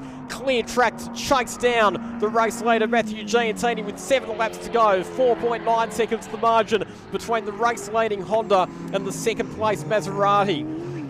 And Giantini off the road, I don't believe it. Matthew Giantini, our race leader, all on his own, has thrown it off the road, coming down the hill. Manif goes through to take the lead of the motor race. And is there damage to that car? The front right-hand side of that car, or it could just be a little bit of dust that was coming out after that off-track excursion, or is something more seriously wrong with it? No, he's limping. So dramas for car number 13, the race leader in the closing stages. A late mechanical problem for Matthew Giantini. The safety car's been told to stand by. We could have another caution here if we can't get that car back to the pits. Unbelievable. And not only that, but Lachlan Beneath, the officials decided that he overlapped on the restart, so he didn't wait until he should have before accelerating. And he's going to cop a 30-second post-race time penalty for a safety car restart infringement. What a heartbreak for Matthew and Aaron Giantini. A mechanical failure with the car within sight of the checkered flag. And incidentally, even if Beneath does get a 30-second penalty now, it won't matter because he's got laps up his sleeve over the cars that he's battling with. There comes Matthew Giantini into the pits. What a sad and sorry sight for the car that was in such a good strategic position. The car that led the race since the pit stop cycle was complete, and their chances of victory over and out 6 laps from home. One of the most devastating moments that we've seen in the Wakefield 300. And another penalty being handed out. We're hearing another 5-lap penalty for a pit stop infringement for Greg Boyle in car number 76. But there's a replay of the moment where Aaron and Matthew Giantini saw their dreams of winning the Wakefield 300 slipping away. The front right-hand wheel was not rotating at all once that car came into the pits, so I think it might be a little bit more than a puncture. They're going to need to do some serious work on that car to even be able to get it back out onto the track and classify it as a finisher. Now, the biggest winning margin in the history of the Wakefield 300 was 2 laps and 15.3 seconds. We could actually eclipse that today because Lachlan Beneath now leads this race by 3 laps from Brad Herring. So the 30-second time penalty that he's going to cop for overlapping or overtaking before the start-finish line will be inconsequential in the context of the lead that he has in this race. 4 laps to go this time around. And when you look at the manufacturers that we've had taste success in this race, we've had Future Racers win, Mazdas, Lotuses, Mitsubishi Evos, of course, BMW last year. We've never had a Maserati winner. In fact, we've never had an Italian manufacturer win this race. Well, that could change in the next 3.5 laps because Lachlan Beneath and his co-driver Mark Hutters are now absolutely in the box seat. And we're hearing that the front wheel rim of the number 13 car of Aaron and Matthew Giantini has cracked. That was why the wheel was not rotating on the way into the pits. Now, if they can somehow get that fixed, then they might be able to get that car out and still salvage a podium given the margin they had back to the cars behind. What we're watching on track now is one of the closest battles of the race, and this is for the win in Division D. Daniel Flanagan versus Josh Anderson, the Ford Fiesta versus the Toyota 86. Those 2 cars are absolutely nose to tail, and they are fighting for what would be 10th position outright and the win in Division D. Daniel Flanagan, he was up till 3:30 this morning repairing his daughter's car. How much would it mean for him if he could get a division win? Here it comes on the outside of Josh Anderson. Uses all of the road and a little bit more, and it's going to be a drag race down the straight between the Ford Fiesta and the Toyota 86. The Fiesta just that little bit stronger in a straight line and manages to keep Daniel Flanagan at bay.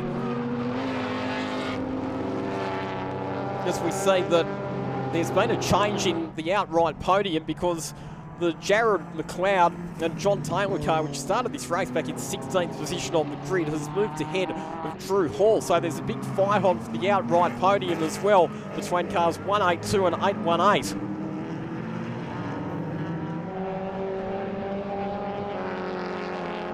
So still plenty of battles on the racetrack to keep our eyes on at the moment. The race has exploded in this final sprint after the last safety car. Incidentally, the Giantini machine still in pit lane, and they've now fallen off the outright podium. They do still have a chance of a Division B podium if they can get the car back out, because they've got quite a big buffer back to the next best Division B car, which will be Daniel Kapitanovich and Adam Thompson, all the way back down in 13th position with that 5-lap penalty.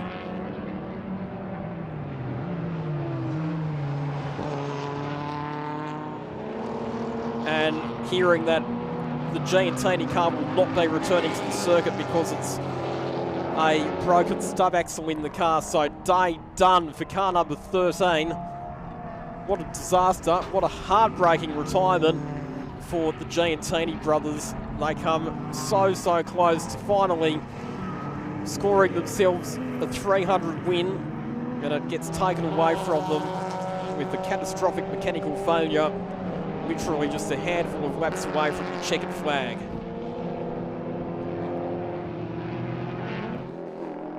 Daniel Flanagan's giving it everything, gets a little bit sideways out of the fishhook. Our race leader Lachlan Manif has commenced his final lap in the Maserati. So the 770 car is on its way home. And what a performance this has been. They qualified superbly. Lachlan Manif, an excellent opening stint. Mark Hutters did the job in the middle stint as well. Smooth, consistent lap times. Was able to make up some positions and keep the car where it needed to be on the racetrack. Lachie Manif, we've seen that he's been a super strong competitor in the Australian Formula 4 Championship, in TCR Australia as a privateer, and more recently in GT4 when drivers like Shane Smollen and Rob Rubis have entrusted him with driving duties in their GT4 machinery. And this weekend he's going to take victory in the most prestigious endurance race. What a return it's been for the Wakefield 300, the iconic endurance race at One Raceway. And it's the young gun and the gentleman who take victory in 2025 as Lachlan Manif and Mark Hutters win the Wakefield 300.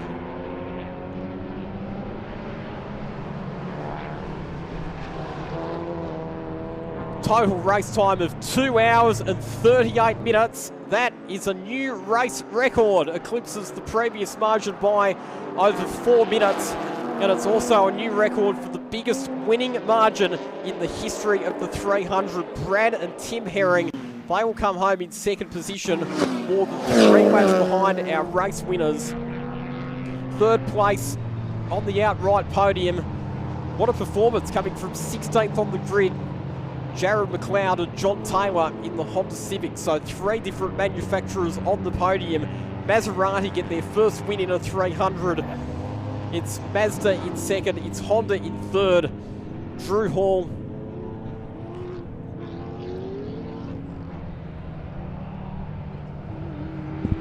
coming home in third place. Drew Hall and Matt McClellan, fourth position outright in the 818 BYP Honda Integra. Fifth position goes to the Porsche 944 of Matt Bolton and Chris Stannard. Tom Shaw and Zach Wazier coming home in position 6 outright. David Vincent and Peter Brioli 7th. David Cruiser coming home in position 8 with Marcus Rumler. And Josh Anderson, he holds on for the win in Division D, narrowly edging out Daniel Flanagan. Final margin between those two cars at the line, just 2.8 seconds. We'll run you through the division winners. No cars finishing Division A today. Lachlan Manif and Mark Hutters winning Division B. Jared McLeod winning Division C. Alongside John Taylor, the Division D win goes to Josh Anderson. And Tim Weston, the Division E win to David Bailey and Matt Thewlis. Well, what a race. What a return for the Wakefield 300. An absolute cracker of a motor race. Cars making their way into the pits now. And Dave Stilwell getting ready for a catch-up with our Wakefield 300 winner for 2025. It's Lachie Manif. Thank you, Lachie. What a treat we have had today. Multiple lead changes, multiple division changes. The man who actually crossed the line first to start the race is the man who crosses the line at the end of the day to win the race. Lachie Manif. What a treat for us today. Thank you so much for bringing this race back with a bang. Oh man, that was awesome. I haven't had many races that chaotic. There's so much going on, and you know, it's just halfway through the race there, I kind of lost my dash. I didn't know where I was at, and then yeah, you know, the boys on the radio, MC Corsa, you know, killer job to get I think you people would make a few jokes about a 21-year-old Maserati going endurance race. All right, so I'm being told we need to get you back in the car because we'll have to send you back out, pit exit to take the victory lap, or the half a victory lap back to the control line. We'll let you get back in the car for the moment.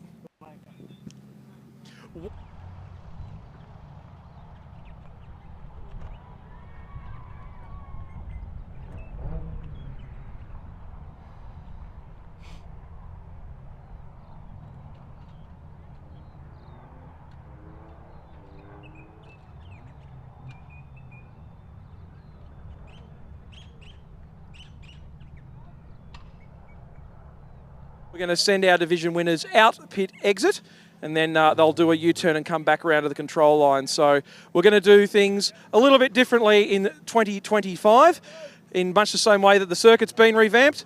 We're going to revamp the way we present all of our division winners as well.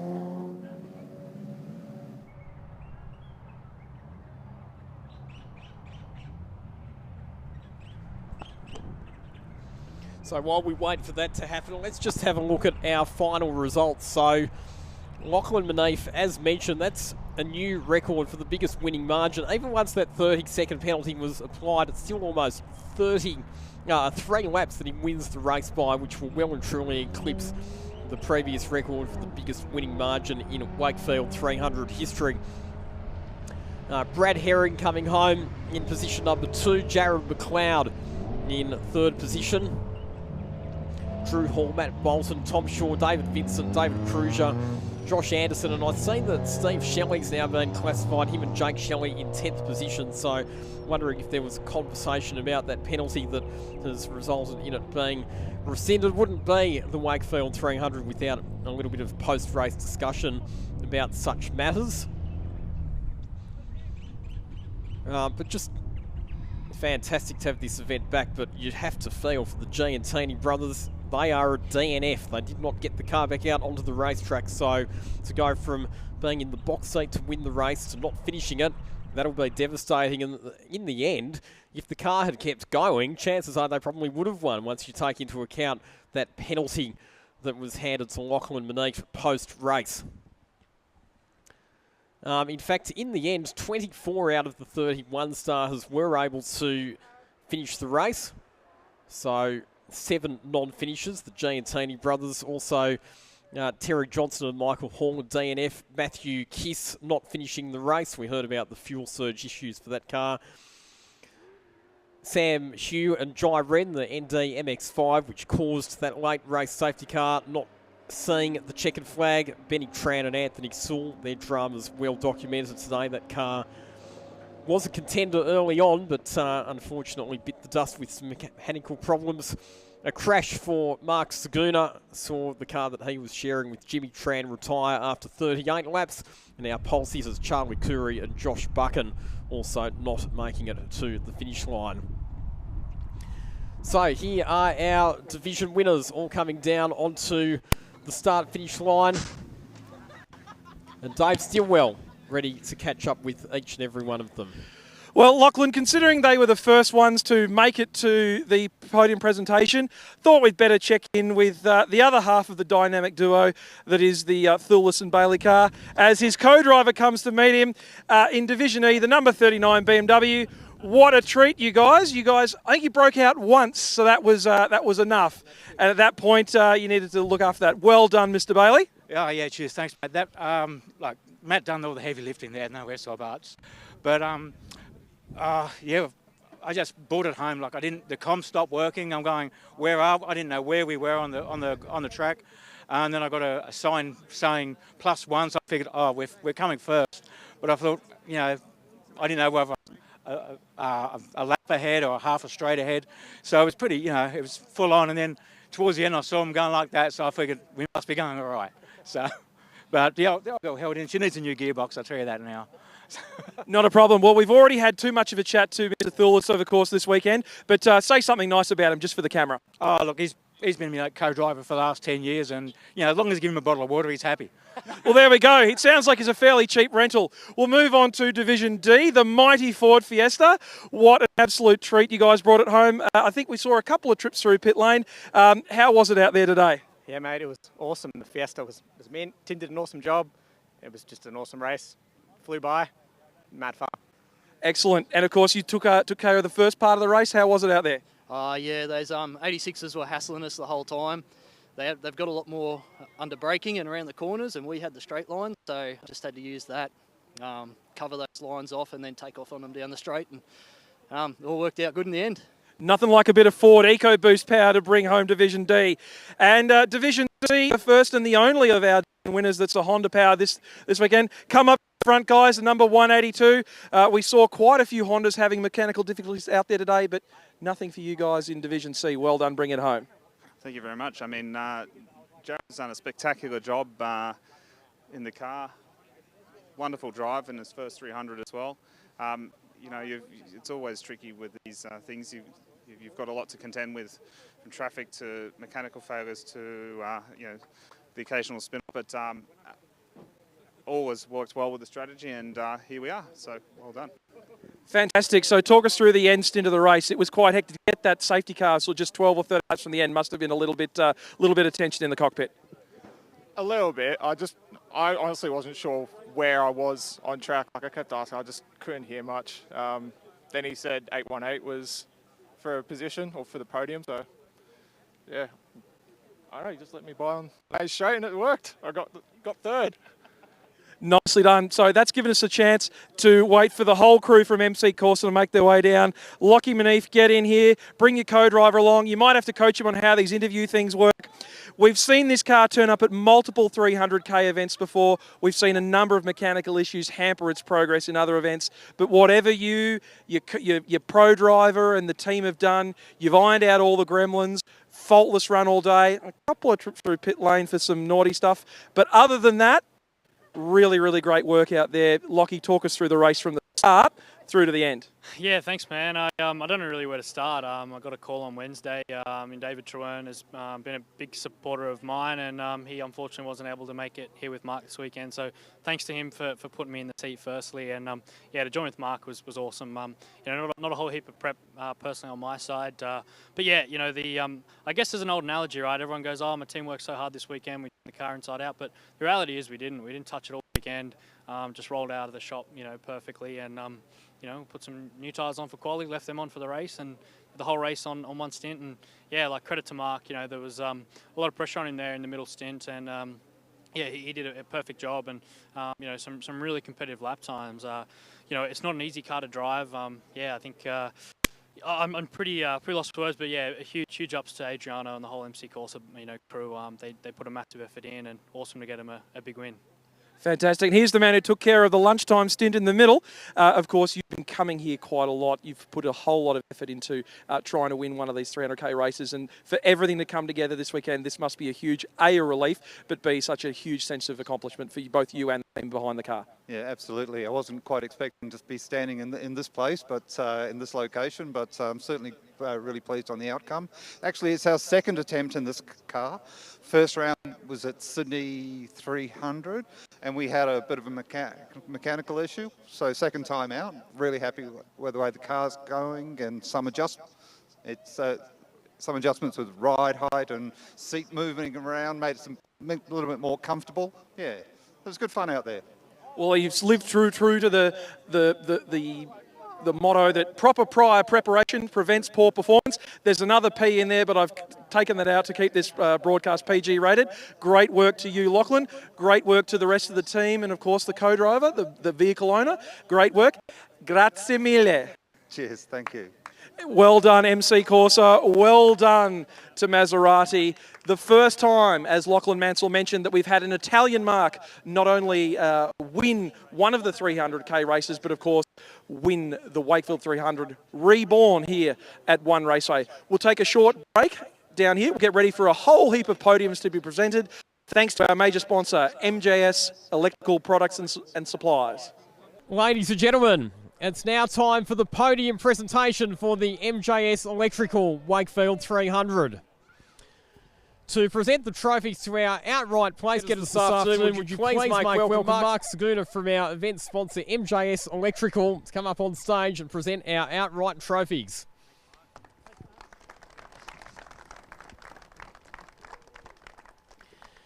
In third place outright today, BYP Racing Honda Civic, would you please congratulate Jared McLeod and John Taylor.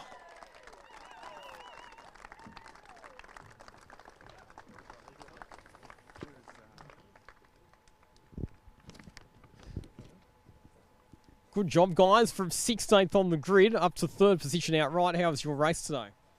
Yeah, just damage limitation, trying to stay clean. Yeah. Yeah, I'm just as surprised as you are. We'll get you up here as well. John, how was the race from your perspective? Well, I mean, third wasn't on the bingo sheet for today, but a spectacular drive from Jared. First time in a 300 too.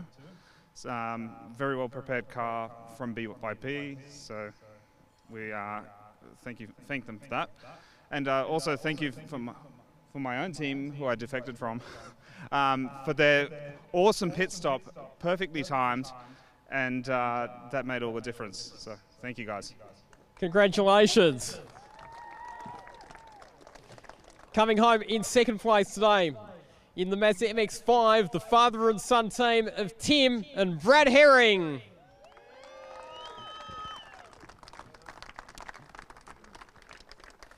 I'll have a chat to you here before you grab your trophies, but a typical MX-5 performance, smooth, consistent, strategy works well, and you came home on the outright podium. How good. We're just stoked that the car made it. It's had a massive weekend, and there wasn't much really working with it at the end, but we got there.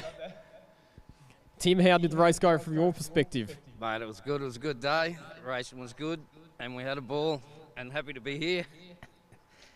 Yeah. I'm sure there's some people that you'd like to thank. Yeah, all the officials, MRA, our crew, everyone, all the other drivers. Brad. All right, good job. Collect your trophies and take your spot on the podium. And that brings us to our outright winners. The first win for a Maserati in the Wakefield 300, the biggest ever winning margin in the Wakefield 300, and a new race record of 2 hours and 38 minutes. Let's have a big round of applause for Mark Hutters and Lachlan Maneef.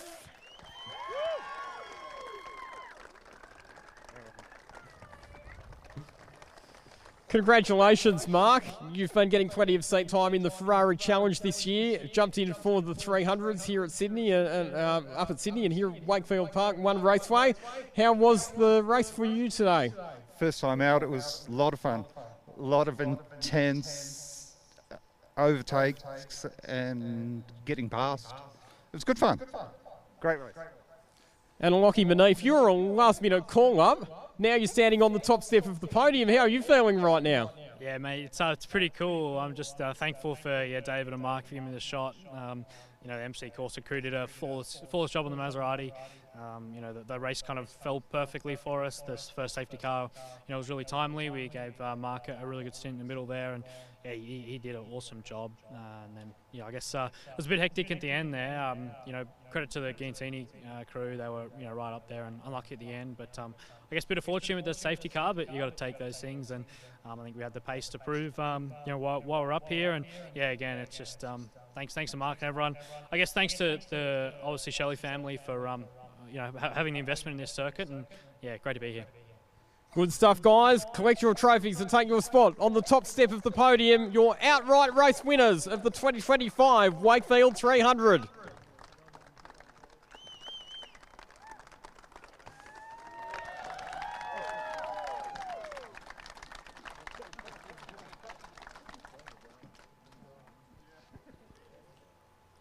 Good job, guys. So what we'll do is we'll get you to vacate the podium, but we'll get you to hang around because we do have our division trophies to present next as well. We're going to get some of our officials to come up and help us present some of these trophies. So we'll start with Maddie Walker to present our Division E trophies. Come on up, Maddie.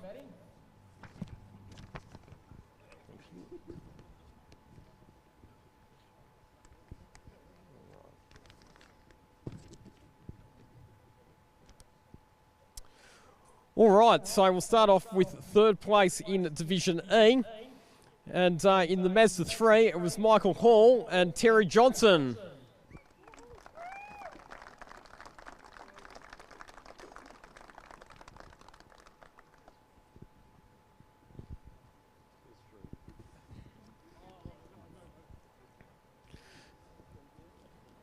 Get you guys to come back over for a quick chat because, Michael, you in particular, you've been a huge supporter of these 300s. How special was it for you to be back this weekend?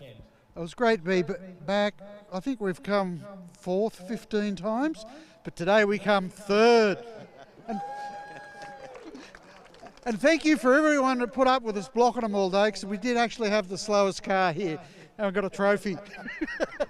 Good job, Michael. Jump up on the podium, guys.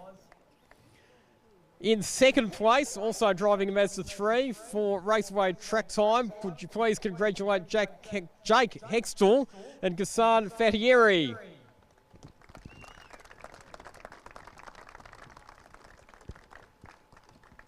Good job, Jake. Congratulations, mate. Another podium finish for the Raceway track time team. I know that Phil Alexander's a huge supporter of bringing new people into motorsport. Well done today. Thank you. Yeah, big thanks to Raceway Track Time for giving us the opportunity to come out here and be involved in the event. And well-prepared car, the team did great. And yeah, just consistent over the day and just kept chipping at it. So yeah, it was awesome. Good job, congratulations. Collect your trophies and take your spot on the podium. And our winners of Division E today, the BMW E36. These guys have done plenty of 300s, collected plenty of silverware. They get some more today. David Bailey and Matt Hewless.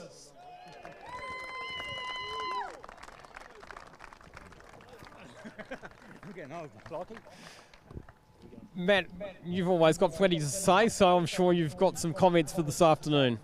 I thought Dave would do this bit, to be honest, but look, thanks very much to Dave for the opportunity to come and drive with him today. Massive thank you to the MRA crew, all the officials, the fellow competitors. Really respectful racing out there, considering it's quite tough to pass. And we are a Class C car, so we're not that fast in comparison to some of the other cars. But no, good day for us, and we'll take it. Good job, congratulations, Matt. And Dave, jump up on the podium. Ladies and gentlemen, please join me in congratulating your Division E podium.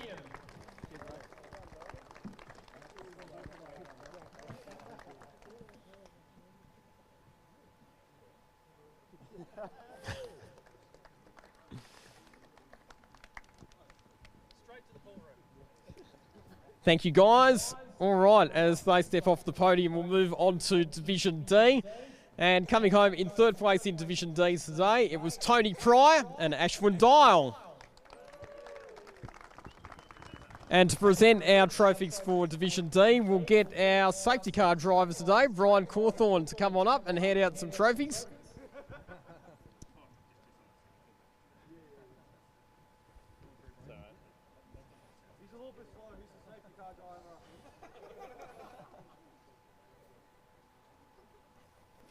All right, so congratulations. How was your race today? Oh, it was pretty eventful, and the whole weekend was really enjoyable. And I've got a lot of people to thank. All the boys and girls from Fifth Gear Motoring, my family, Dean, Dan, all those boys and girls over there, Charlotte, Chris Heidegger, where is he? And Kim. Yeah, also my family, my wife Erica, my son Riley, my mate Brad, who came out today, and go the Raiders. Bit of support for the Canberra Raiders here, it sounds like. All right, jump up on the podium, guys. And speaking of Fifth Gear Motoring, well, these guys worked extremely hard last night and today, and they ended up on the podium, second place in Division D. Dean Chapman and Daniel Flanagan.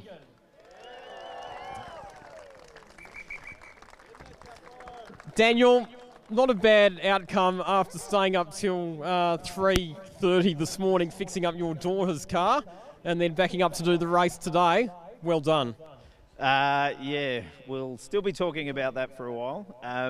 She owes me a few favours.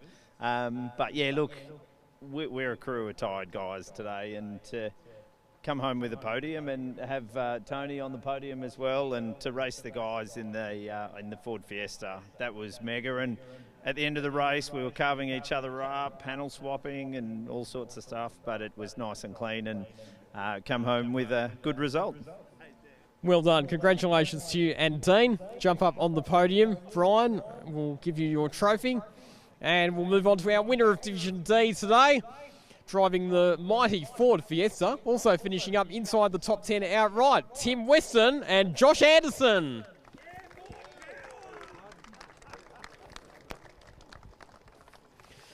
The little car that could. How was today from your perspective? Oh, mate, it was epic. That's the little Ford Fiesta's first win, and it was just an epic race. These guys were hassling us the whole race.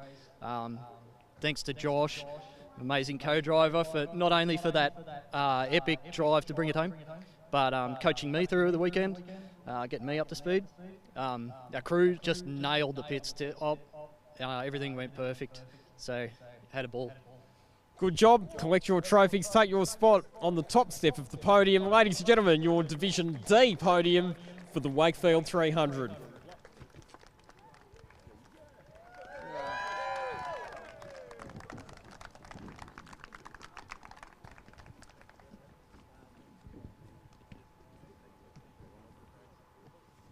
Let's get Mark Bushell up to present the next round of trophies for our Division C runners. He was our starter this weekend, doing a sensational job in the starters box. All right, Division C, in third place, the Porsche 944. Put your hands together for Chris Stannard and Matt Bolton.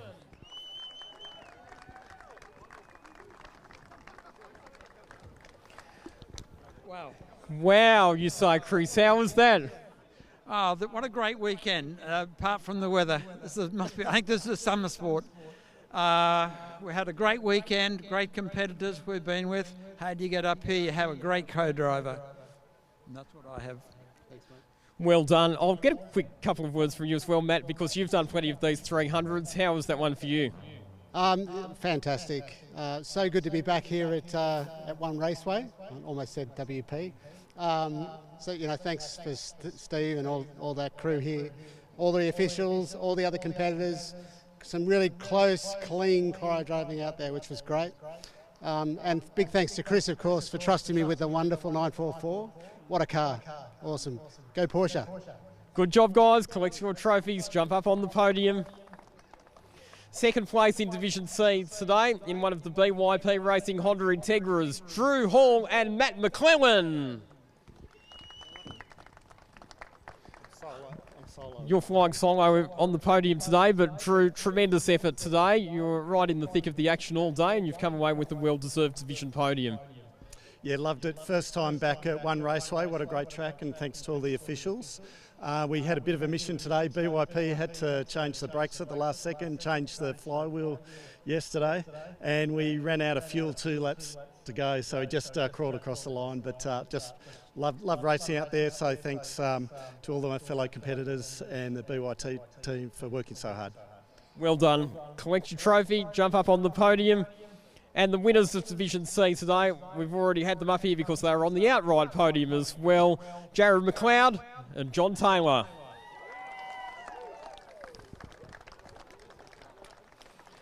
Congratulations. Please take your spot on the top step of the podium, gentlemen. And there they are, ladies and gentlemen, your Division C podium for the 2025 Wakefield 300. Before we move on to our final top 3, which will be the top 3 in Division B, I'd like to invite the owner of One Raceway, Steve Shelley, to come forward to please say a few words, because, Steve, I think the Wakefield 300 was the event that made you fall in love with this track in the first place. Today, it certainly turned on plenty of action for us. So, Steve, from your perspective, how special was it to have the event back this weekend? Oh, Lockie, it was wonderful to be back here. I think everybody knows I absolutely love this place. Love all the competition with you fine folk, and having a great door banging action out there. It was gentleman racing. There was a lot of overtaking. There's been a few claims that it's a bit hard to overtake here, but I witnessed hundreds from my windscreen, so I don't know. But it's just a wonderful place to be. I'm glad everybody's got a lot of smiles on their face, and there's some good clean racing out there today, and everybody brought their car back. So it doesn't get much better, eh? And one of the best that we've seen as well. I think on behalf of the whole motorsport community, thank you for bringing One Raceway back, and the Wakefield 300 is back. Thank you. Thanks, Steve. All right, so unfortunately there were no finishes in Division A today, so our final division presentation will be Division B. To present the Division B trophies, let's get one of our other officials, Michelle Markov, up here to hand out some silverware. And third place for Division B for Pinnacle Automotive Racing, Daniel Kapitanovich and Adam Thompson.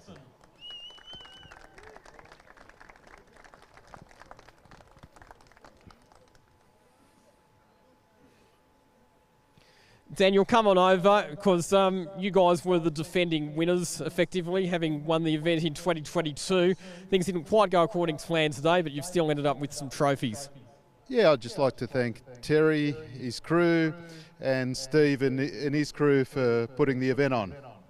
Good stuff, guys. Jump up on the podium. And our other podium finishers in Division B were also our top two finishers outright. So let's get them up here. Second in Division B, Tim and Brad Herring. And our winners of Division B, Mark Hutters and Lachlan Maneef.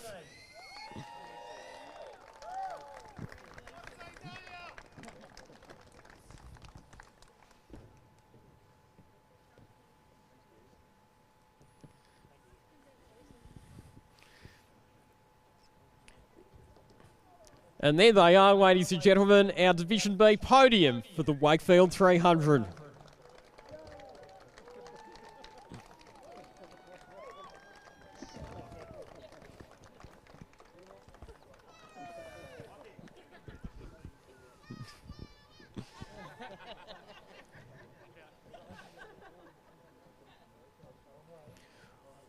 All right, so what we'll do is we'll get all of our division winners back up here,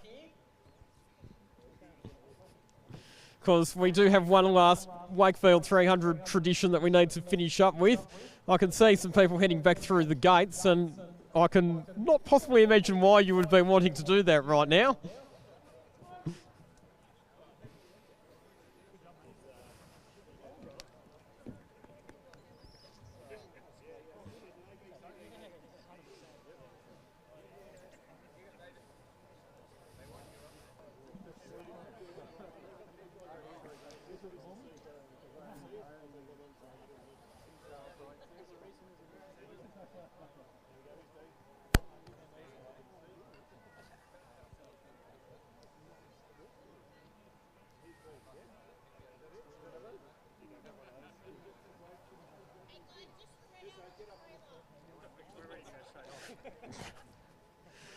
All right, so in great Wakefield 300 tradition, it's been a long race, it's been a tough race, but it's been an epic race.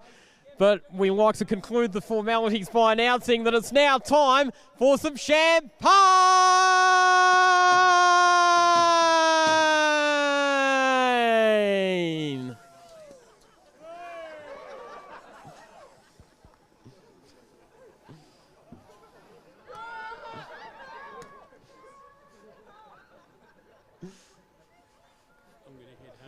All right, thanks for coming.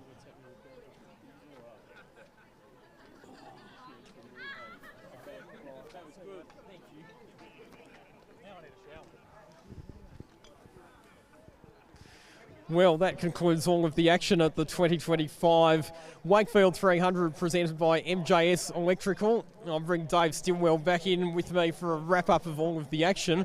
Well, Dave, the Wakefield 300, it just never fails to deliver, does it? An absolute cracker race with all of the things that we love about 300s.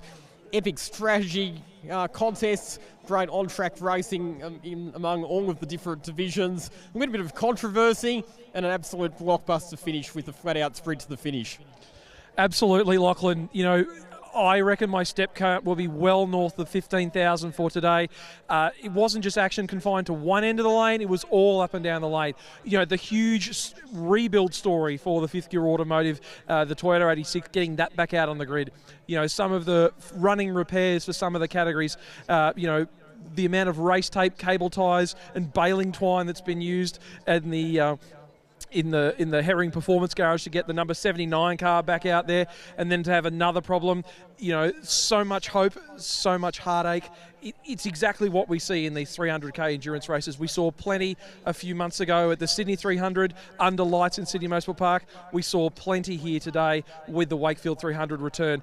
I would say that this is a summer sport. I will echo the notes of our winners. Steve, if you're listening, can we run a Shelley 300 in summer maybe? Maybe February before the rest of the season starts? I mean, you won't sell as much beanies and hoodies and everything, but you'll certainly get a lot of people want to come back here to tackle the circuit going the anti-clockwise direction. Here, Dave, and you just never know what might come along like that in the future. But for those of you who missed today's Wakefield 300, please go back and watch it on Wetline TV, because you'll see an epic race. Highlights including a new manufacturer on the top step of the podium, a new record for the biggest winning margin, which makes it sound like it was a boring finish. It most definitely wasn't. And a new race record as well. Huge thanks for your company and commentary, Dave. Big thank you to the entire Glenline team for all of their coverage. On behalf of the entire team here at One Raceway, I'm Lachlan Mansell. See you next time. Bye for now.